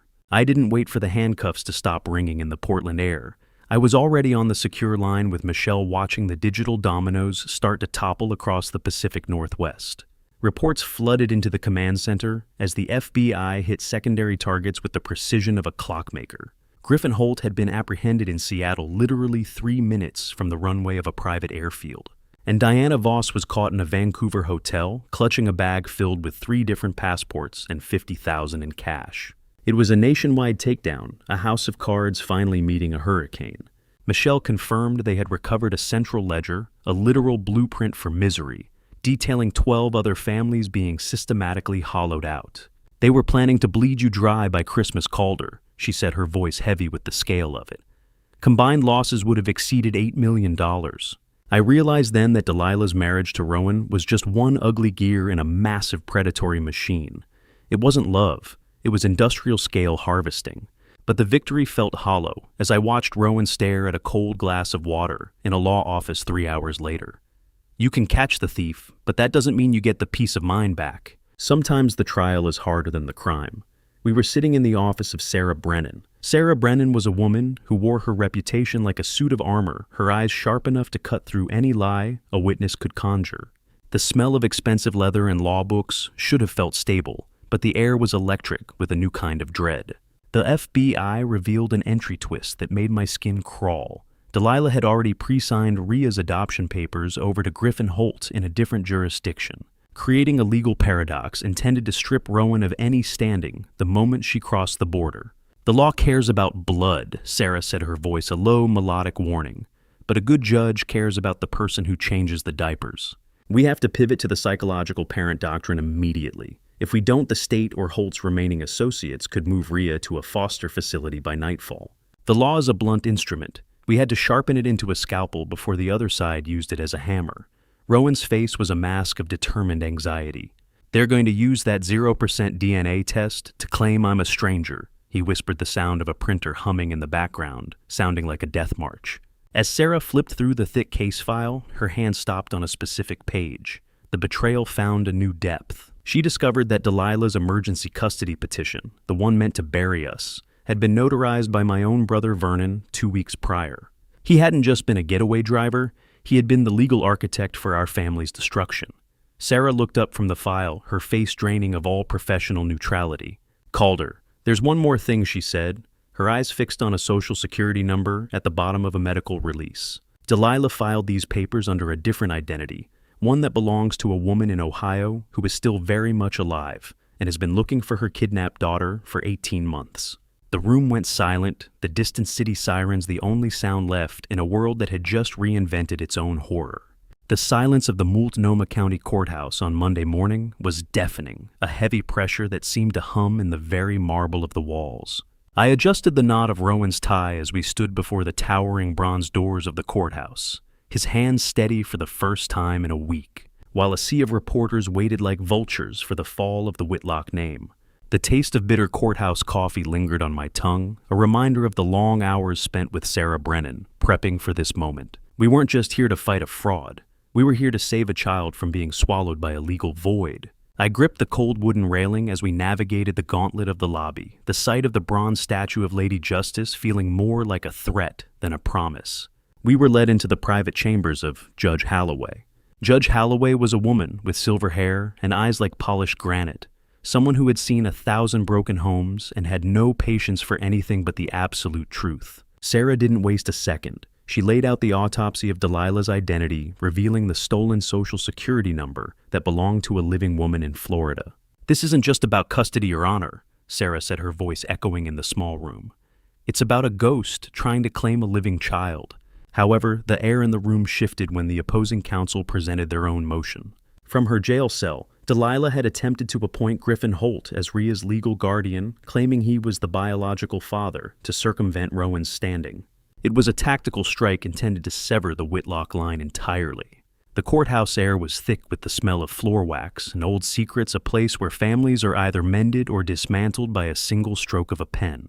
I watched Holloway's face searching for a crack in the granite, but she remained unreadable. "Mr. Whitlock, the law is interested in facts, not your professional history as a detective," she said, her eyes shifting to Rowan. Sarah then invoked the psychological parent doctrine, the pivot we'd bet everything on.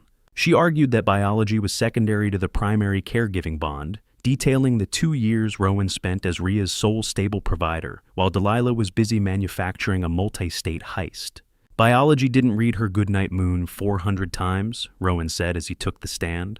"I did. I am the only father she has ever known, and I am the only one she asks for when she's scared." Then Rowan looked the judge in the eye. He didn't look like my little boy anymore. He looked like a man who would burn the world down for his child.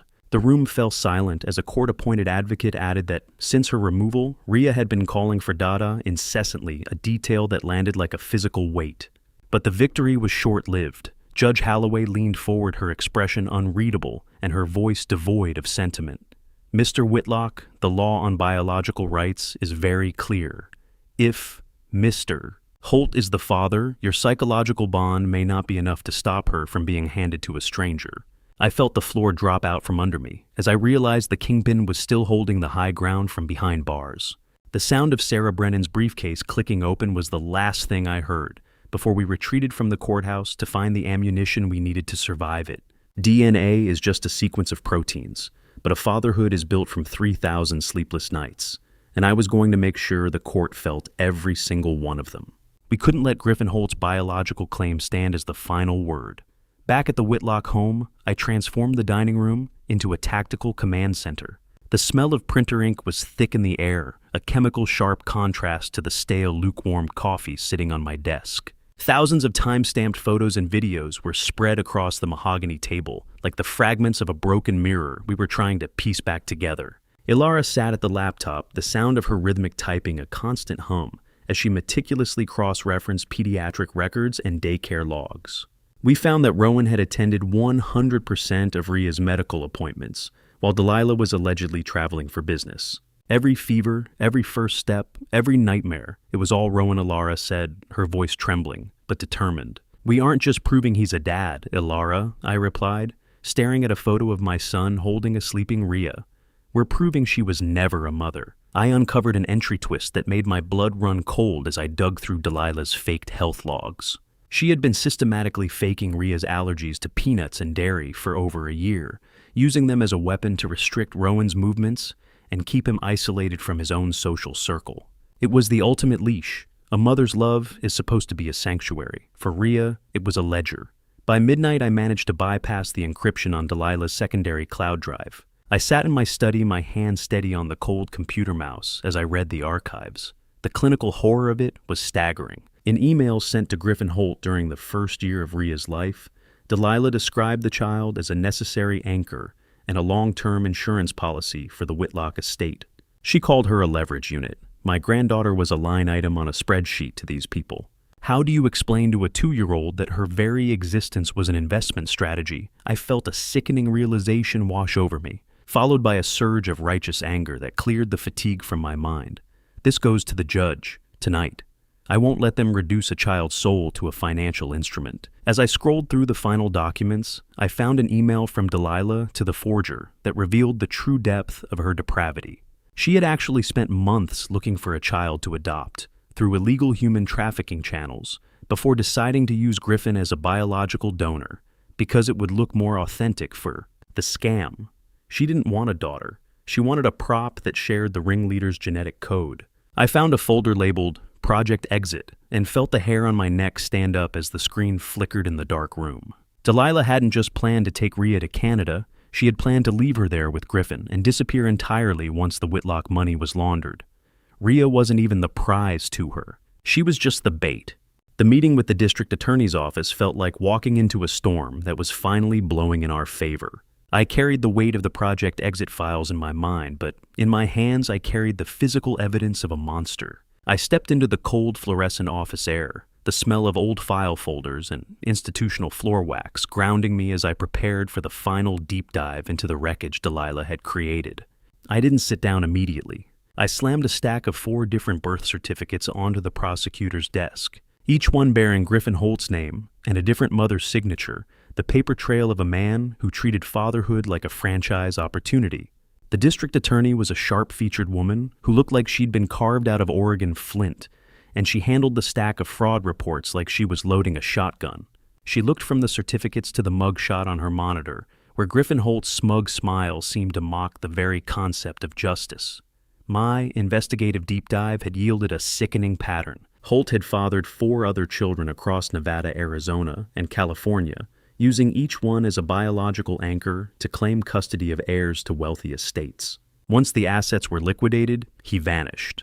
I discovered that one of those leveraged children had actually been abandoned in a Canadian hospital after the scam collapsed. He doesn't want a daughter, Michelle. I said, my voice low and dangerous. He wants a key to my safe deposit box. He's a biological donor for hire for the ring. 4 kids in 5 years, and he's never paid a dime in support or attended a single school play. How do you define a monster? Is it the person who steals your money, or the one who sires a child just to use her as a crowbar? I watched the DA's face as she absorbed the affidavits I'd collected from the other mothers. The righteous indignation in the room was palpable. We then pivoted to the Project Exit files I'd recovered from Delilah's drive. They explicitly detailed Griffin's fee for providing the biological leverage needed for the Whitlock scam. The sound of a heavy stapler echoed through the office as the DA began attaching these exhibits to her motion. We're moving to terminate his rights alongside Delilah's, she said, her eyes narrowing as she read the Arizona file. He's not a father, he's a co-conspirator. Make sure the judge sees the Arizona file, I urged. The similarities are chilling. The Arizona child was named Leo. He's 6 now. He still waits by the window for a man who only saw him as a decimal point.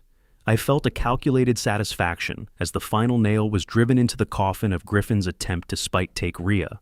We were stripping away the legal shield of his biological rights by proving his intent was purely criminal. But then I noticed a detail I had missed in my haste. I realized that Griffin was planning a backup move, a lawsuit for grandparental alienation, to secure a monthly settlement even if he lost custody. The greed was bottomless. The DA looked up from the Arizona file, her eyes narrowing as she pointed to a handwritten note in the margins. Calder, there's a note here. Griffin wasn't just working for Delilah. He was working for someone else, someone who's been inside your police department. The morning of the final hearing carried the same tension as the moments before a lightning strike. The air outside the Multnomah County Courthouse felt heavy with rain and anticipation. The building itself stood like a fortress of polished granite, imposing and silent. But once inside, the scent changed. The hall smelled faintly of furniture polish, old paper, and the quiet, fragile hope of people whose lives had been taken apart and rebuilt under the cold light of the law. When the gavel finally struck, the sharp crack echoed through the courtroom, like a door slamming shut on years of deception. I sat directly behind Rowan, my hand resting firmly on his shoulder. The gesture was simple, but I meant it as an anchor, something solid to hold him steady in a tide that had threatened to swallow him for months. Inside the courtroom, the silence was almost oppressive. It stood in stark contrast to the chaos outside, where reporters still crowded the courthouse steps, dissecting every detail of the scandal that had turned our family name into headline material. Sarah Brennan rose from her seat and stepped forward with the calm precision of a surgeon preparing for a final incision. When she began speaking, her voice was controlled and exact, each word cutting through the air with deliberate clarity. What followed was not a speech. It was a dismantling. Sarah presented the final body of evidence, tying Griffin Holt to a long-running scheme of biological manipulation and financial fraud. She laid out the pattern, clearly women operating under fabricated identities, children used as leverage, and carefully constructed relationships designed to infiltrate families with substantial assets. Piece by piece, she connected Delilah's false identity to the larger criminal network that had perfected the method. I noticed the district attorney lean forward as Sarah described something new, an attempt that very morning by a mole within the department to destroy files from the Arizona investigation connected to Holt's earlier operations. They hadn't counted on one detail. For decades, I had maintained redundant digital backups of every file I handled. When the system logs detected the attempted deletion, the tampering was recorded in real time. Your Honor. Sarah said, her eyes steady on Judge Holloway. We are not looking at a mother and father engaged in a custody dispute. What we are looking at is a manufacturing system for leverage. She paused. The state rests its case, but this child's life is only just beginning to breathe. The silence that followed was immense. In a courtroom, silence can carry more weight than any speech. It is the moment when a person's entire future hangs suspended in the air. I felt the tension in Rowan's shoulders beneath my hand. For months he had carried himself like a man braced against a storm, every muscle holding tight just to stay standing. Judge Holloway studied the evidence for what felt like an eternity. Her eyes moved slowly through the documents stacked before her, the result of months of investigation and testimony. When she finally spoke, her words were calm but severe. For nearly 15 minutes, she summarized the case, describing the systematic violation of a child's safety and the calculated exploitation that had defined the entire scheme. Each sentence landed like a stone dropped into still water. Then she delivered the ruling. The court formally terminated all parental rights of the woman operating under the identity of Delilah Mercer, as well as those of the biological father, Griffin Holt. Invoking the legal standard of the best interests of the child, the judge's voice softened only slightly as she turned her attention toward Rowan. Mr. Whitlock, she said, the law now recognizes what your actions have already proven for the past 2 years. You are her father. She paused before continuing. Parental rights are not tools to be wielded by predators. I felt Rowan's body finally break beneath the weight he had carried for so long. His head bowed, and his shoulders trembled as months of silent tension dissolved into quiet tears. My hand remained on his shoulder, feeling the deep tremor of relief pass through him. As the bailiff stepped forward, the metallic flash of handcuffs caught the courtroom light. Delilah was led toward the exit, her face stripped of its polished mask and replaced by raw fury. When she passed our row, she leaned close enough for only me to hear her. You think you won, Calder? She whispered. Her voice was cold and poisonous. Vernon wasn't just some fool I manipulated. He was already drowning in gambling debts to Griffin's people long before I met your son. Her lips curled into a bitter smile. He sold you out for a clean slate. I watched her disappear through the courtroom doors.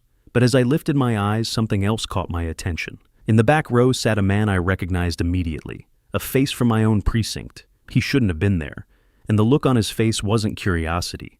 It was quiet, calculating anger. The case might have ended inside that courtroom, but the shadow in the back row told me the story wasn't finished yet.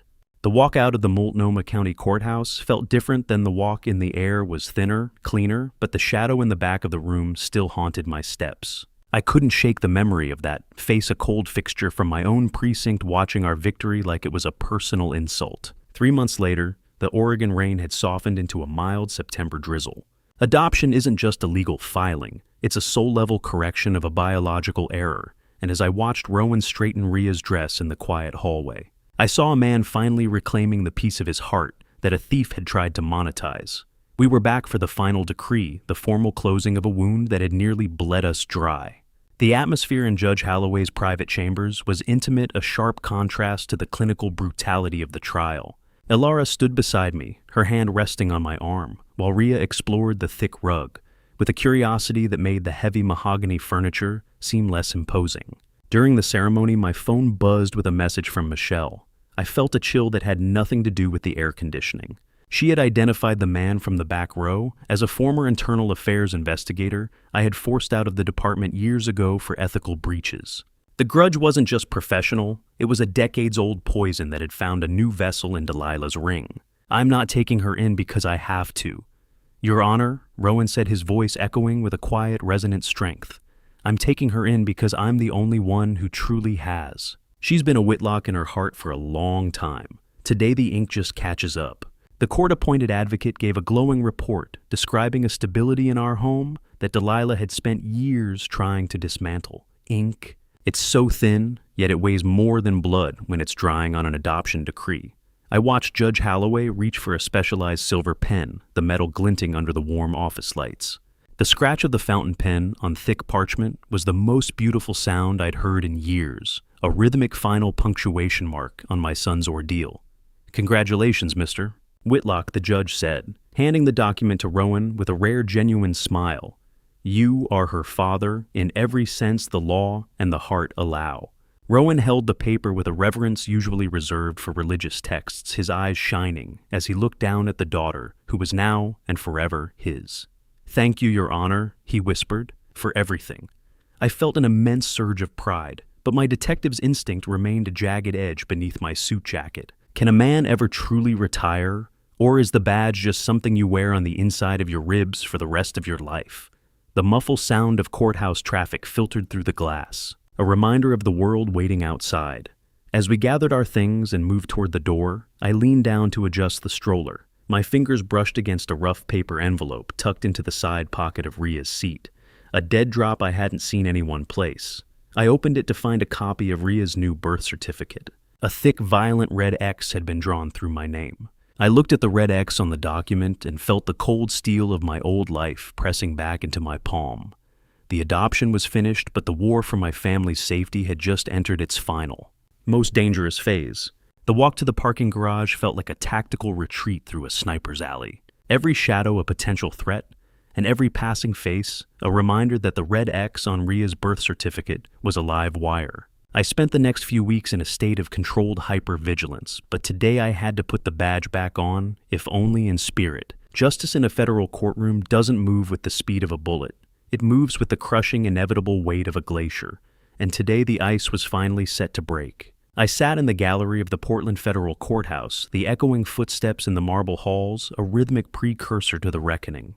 Natalie, the woman I had known as Delilah, sat at the defense table. The prosecution was relentless, stripping away her carefully crafted persona and laying bare the systematic psychological grooming she had used to hollow out our lives. A surprising detail emerged during the proceedings. Natalie had maintained a secret offshore account intended for Rhea's upkeep, proving she fully expected to keep the child as a permanent anchor even after the financial heist was complete. The judge's voice was like a hammer as he handed down the sentence. 15 years without parole.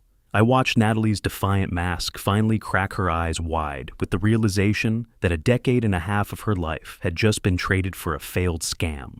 15 years. It's a start, I whispered to the empty air, but it won't buy back the time she took from my son. A prison sentence is a strange kind of clock. It doesn't tell you what time it is, only how much time you've wasted. Griffin Holt received 20, a heavy punctuation mark on a career of siring leverage for profit. I left the courthouse and drove toward the coast, the air getting cleaner as I pulled into a quiet veterans retirement home. Eugene Martinez was a man whose back was still straight from decades in the Corps, but whose eyes were clouded with the specific heavy fog of a man who'd been betrayed by someone he trusted. I found him in the sunroom, the smell of hospital-grade disinfectant lingering in the air. I told him about the convictions and the recovery of a portion of his laundered funds. For the first time, the shame in his eyes began to lift, replaced by the light of the afternoon sun hitting the metals on his side table. They're going away for a long time, Eugene, I said, resting a hand on his arm. You were the one who gave us the first thread. I didn't care about the money as much as knowing I wasn't crazy. He replied, his voice thick with emotion. Thank you, detective. Redemption isn't a check in the mail. It's the ability to look at your own reflection without flinching. As we spoke, Eugene reached into his pocket and pulled out a small, weathered coin. It's a St. Gaudens, he said, handing it to me. Natalie gave it to me during our first meeting. It's real. I felt the heavy gold coin in my hand and realized she'd made a sloppy mistake. She'd accidentally traded a real asset for a lie, and that single slip had led us straight to her door. I walked Eugene back to his room, but as I reached the lobby, I stopped. Outside, a black sedan with government plates was idling at the edge of the parking lot. Through the tinted glass, I saw the glint of a familiar face. The man from the precinct was inside, his eyes fixed on me with the cold, silent promise of a debt yet to be settled. The smell of slow-roasted garlic and rosemary shouldn't feel like a victory, but in a house that had been treated like a crime scene for months, it was the scent of a ceasefire. I stood by the kitchen counter, my movements practiced and calm, as I peeled the potatoes for our first Sunday roast since the scandal began. The drive home from Eugene's home had been a slow-motion scan of every rearview mirror, every intersection, and every shadow, but the hypervigilance was beginning to find its floor. I watched Alara move with a grace that had been brittle for too long. "Pass the twine, Calder," she said, her voice finally losing that sharp, guarded edge. "Let's focus on dinner, not the front gate." I handed her the roll, glancing toward the living room. Rowan was on the rug, his face lit by the golden Sunday afternoon light. He was laughing a real deep-bellied sound as Rhea built a crooked tower of blocks. "He looks lighter, doesn't he?" I whispered to Alara, like he's finally stopped waiting for the floor to drop. I'd officially filed the evidence against the precinct mole with the FBI that morning, ensuring the man in the black sedan would be answering to his own internal affairs investigation before the roast even hit the oven. I had turned the tables for good, and the satisfaction was a quiet, steady warmth in my chest. Steam rose from the gravy boat. For a second, it looked like the fog over the Willamette, but this time, nobody was hiding in it. We moved to the dining room, the table set with the good china that had survived the storm. The taste of home-cooked comfort was a revelation after months of bitter coffee and courthouse sandwiches. I touched the silver gravy boat, feeling its solid, cool weight. Midway through the meal, a silence fell over us, but it wasn't the heavy, suffocating kind we'd grown used to. Rhea suddenly dropped her spoon, her wide, clear eyes fixing on Rowan. She reached out a small, chubby hand and gripped his thumb. "Dada!" She chirped, her voice ringing through the room like a bell. "Look, Dada." Rowan froze, his fork hovering in midair. I saw his eyes glisten as he dropped his gaze to the child he had fought so hard to keep. "I see you, sweetheart," he whispered, his voice thick with a deep emotional catharsis. "I've got you." Is a family defined by the blood that flows through their veins, or by the courage it takes to stand at the stove and cook for the people you saved? I knew the answer as I watched them. The real resolution hadn't happened in Holloway's chambers. It happened right here in the quiet space between a father and a daughter. As we finished, Rhea wiggled out of her chair and crawled toward the radiator in the corner. She reached into the narrow gap behind it and pulled something out, her face triumphant. She toddled back to Rowan and dropped a small, glinting object into his palm. It was his missing wedding ring, the one Delilah had made him believe he'd lost during her months of gaslighting. The house was finally giving up its secrets, clearing out the last of the poison. I looked out the window one last time, as the sun dipped below the trees, and for the first time in 30 years, the black sedan wasn't there, only the quiet golden light of a life reclaimed. The sound of the front door locking for the night was the final punctuation mark on a story that almost ended in silence.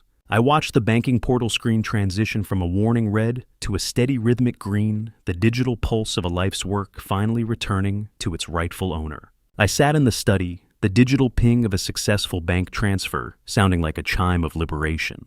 Rowan sat across from me, the light of the monitor reflecting in eyes that finally looked clear of the fog. Stephen Gallagher was on the speakerphone, his voice carrying a rare note of professional satisfaction. Through the federal seizure of Griffin Holt's laundered accounts, they had managed to claw back 90% of the funds Delilah had siphoned. "It's back, son," I said, leaning back in my chair. "Every penny they tried to turn into a ghost is solid again." Rowan didn't look at the numbers.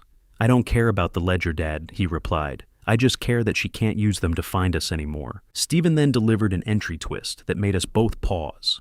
The federal interest added from the seized criminal assets had actually left Rowan with a small surplus, a tidy sum that would serve as the foundation for Rhea's college fund. We spent the next hour reviewing the new legal safeguards, a fortress of trusts and alerts that ensured no single person could ever hollow out our lives again. Money is just paper and pixels until someone tries to use it as a knife. Then it becomes the most dangerous thing in the room. I felt the weight of the protection I'd provided, a heavy but necessary mantle. Later that afternoon, I carried a heavy canvas bag of coins down to my garage workshop. The smell of ozone and old metal met me as I fired up the induction furnace. I watched the fake gold eagles and lead core Morgans lose their shape, the microscopic tooling marks of the ghost watermark, melting into an unrecognizable slag. The roar of the induction furnace was a cleansing sound, the sight of glowing molten metal, a visual representation of the truth burning through a mountain of deception. "You look like gold, but you're just lead and greed," I muttered, watching the lies liquefy. Dust to dust, lie to lie. Fire is the ultimate auditor. It doesn't care about your story, only your substance. As the metal cooled into a worthless gray lump, I reached for the very last fake coin case at the bottom of the bag. Inside, tucked behind the felt lining, I found a tiny real lock of hair, Ria's first haircut. My hand froze on the cold casing. It was a final confusing fragment of a woman who was a monster, but perhaps for one fleeting minute had tried to be a mother. It was a piece of Natalie that Rowan never knew existed. I looked at the lock of hair, then at the orange glow of the furnace. I tossed the lock of hair into the furnace and watched it vanish in a puff of white smoke, finally erasing the last link to the woman who never existed, but whose wake we would be sailing through for the rest of our lives. The protection of the Whitlock legacy was no longer a mission. It was a settled fact. As the metal hardened into a dull, honest weight, I realized the ghosts were finally gone. I stood at the edge of the Pacific, the salt spray stinging my eyes as I scattered the last of Eugene Martinez's ashes into the gray surf, the final debt paid to a man who died, knowing he wasn't a fool. The sound of crashing waves against the jagged Oregon cliffs provided a rhythmic, mournful salute to a Marine who had spent his final days fighting a war he never expected to face in his own living room. The smell of sea salt and damp sand filled my lungs, a cleansing contrast to the ozone and melting lead of my workshop. Carrying out Eugene's final wish felt like closing a circle I hadn't realized was open. The recovery of his money hadn't just been a financial victory. It allowed him to die with his straight-back dignity intact, rather than in the suffocating shadow of shame. I reflected on how his small gold coin, the ghost that Natalie had sloppily traded away, was the single thread that saved my own family. To honor that legacy, I had used the small surplus from the criminal asset seizure to set up a modest scholarship in Eugene's name for children of veterans.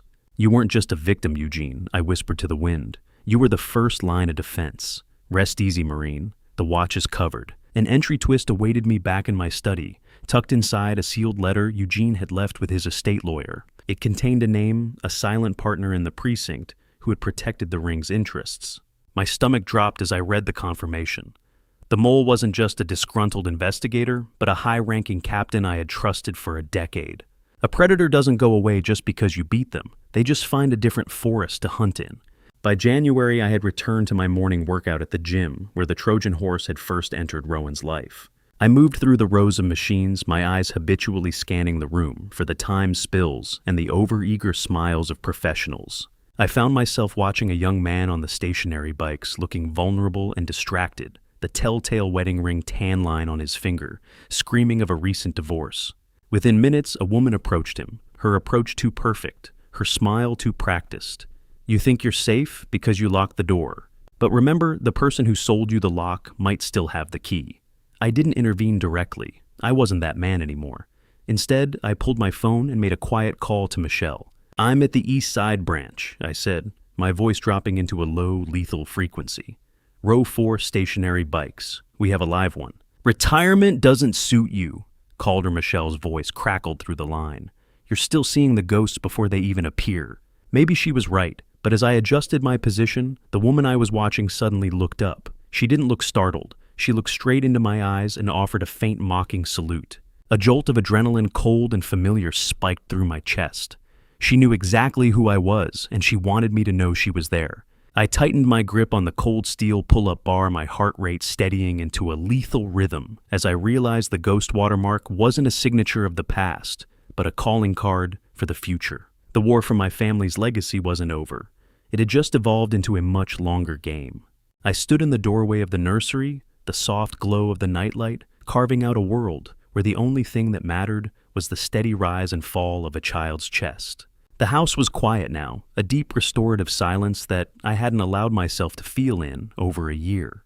Returning from the gym, I had performed a final mental post-mortem of the case I'd codenamed 120KV7. It was a textbook study in a new kind of warfare. The anatomy of the con was a triple-threat emotional grooming to lower the defense's financial isolation to cut off support, and the weaponization of shame to ensure silence. We all missed the red flags initially, the aggressive refusal of medical history, the artificial urgency of investment windows, and the scrubbed digital footprints. They don't steal your money first. They steal your sense of reality. If the deal requires you to keep it a secret from the people who love you, it's not a deal. It's a trap. As I stood in the hallway, I thought of a secret I would carry to my own grave. I had discovered that the name Rhea wasn't chosen for its classical beauty, but because it was the name of the lead forger's mother, a final. Hidden branding meant to mark my family as their territory. My son would never need to know that. You might think this is just a story about a bad marriage, but look closely at your own accounts, your own relationships. Are you sure you know who's holding the pen? I watched as Rowan leaned over the crib, tucking the blanket around Rhea with a tenderness that made my throat tight. The smell of lavender and baby powder was thick in the air, drifting over the faint hum of a white noise machine. "She's sleeping through the night now," Dad Rowan whispered, turning toward me as I stepped into the room. The golden rectangle of light from the hallway caught the peace in his eyes. No more sedatives, no more bad dreams. Just sleep. I rested my hand on his shoulder, feeling the solid reality of the family we had fought to keep whole. "Children are innocent, Rowan," I said, repeating a Vietnamese proverb my old partner used to say. "Children are innocent. They bear no guilt for the sins of those who brought them into the world. She was the anchor they used to try and drown us, but she's the only reason we learned how to swim. She was born into a web of digital ghosts and professional lies, but tonight she was just a little girl, safe in her own bed. Blood doesn't make a father. Fear doesn't make a home. Only the truth does." We stood there for a long time, two men watching over the only pure thing to emerge from the wreckage. I eventually retreated to my study, the floorboards silent under my feet. I opened the heavy oak desk and reached for the cold metal handle of the bottom drawer. I placed my retired badge inside, setting it right next to the recovered St. Gaudens gold coin Eugene had given me.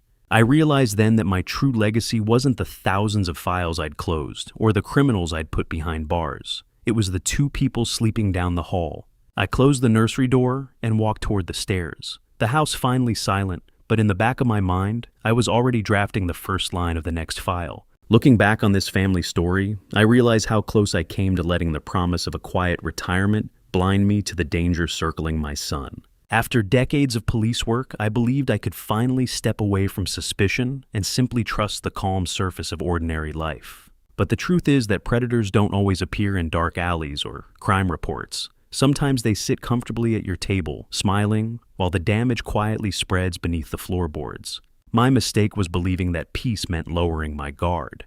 If there is one lesson I hope anyone takes from this family story, it is simple. Never silence your instincts just to avoid conflict.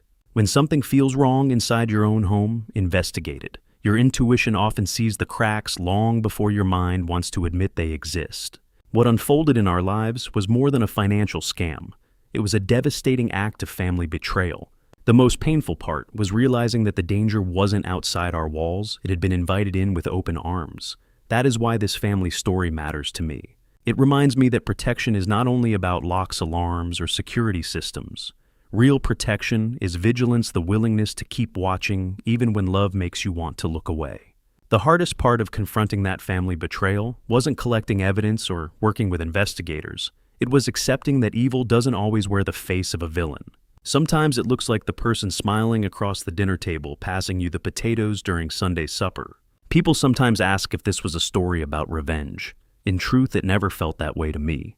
What some might call revenge was simply a father refusing to allow his son's kindness to be used as a weapon against him. The pain of that family betrayal forced us to face an uncomfortable truth about how manipulation works. Predators depend on your politeness. They rely on your desire to keep the peace and your fear of being wrong. They expect you to doubt your instincts long enough for them to tighten the trap. Breaking that pattern means asking questions when others would stay silent. It means demanding answers even when those answers might destroy the illusion of safety you once believed in. Through everything that happened, I believe the Lord's timing revealed the truth just before the shadows closed in completely. Faith alone cannot protect a family, and vigilance alone cannot heal one. But together, they create something stronger, a partnership that guards what truly matters. Faith reminds us to hold on to hope, while vigilance reminds us never to ignore warning signs. Thank you for walking with me through every twist of this journey. I would genuinely like to hear your thoughts. If you were in Rowan's place discovering that the person you loved had built their life on deception, what would you have done?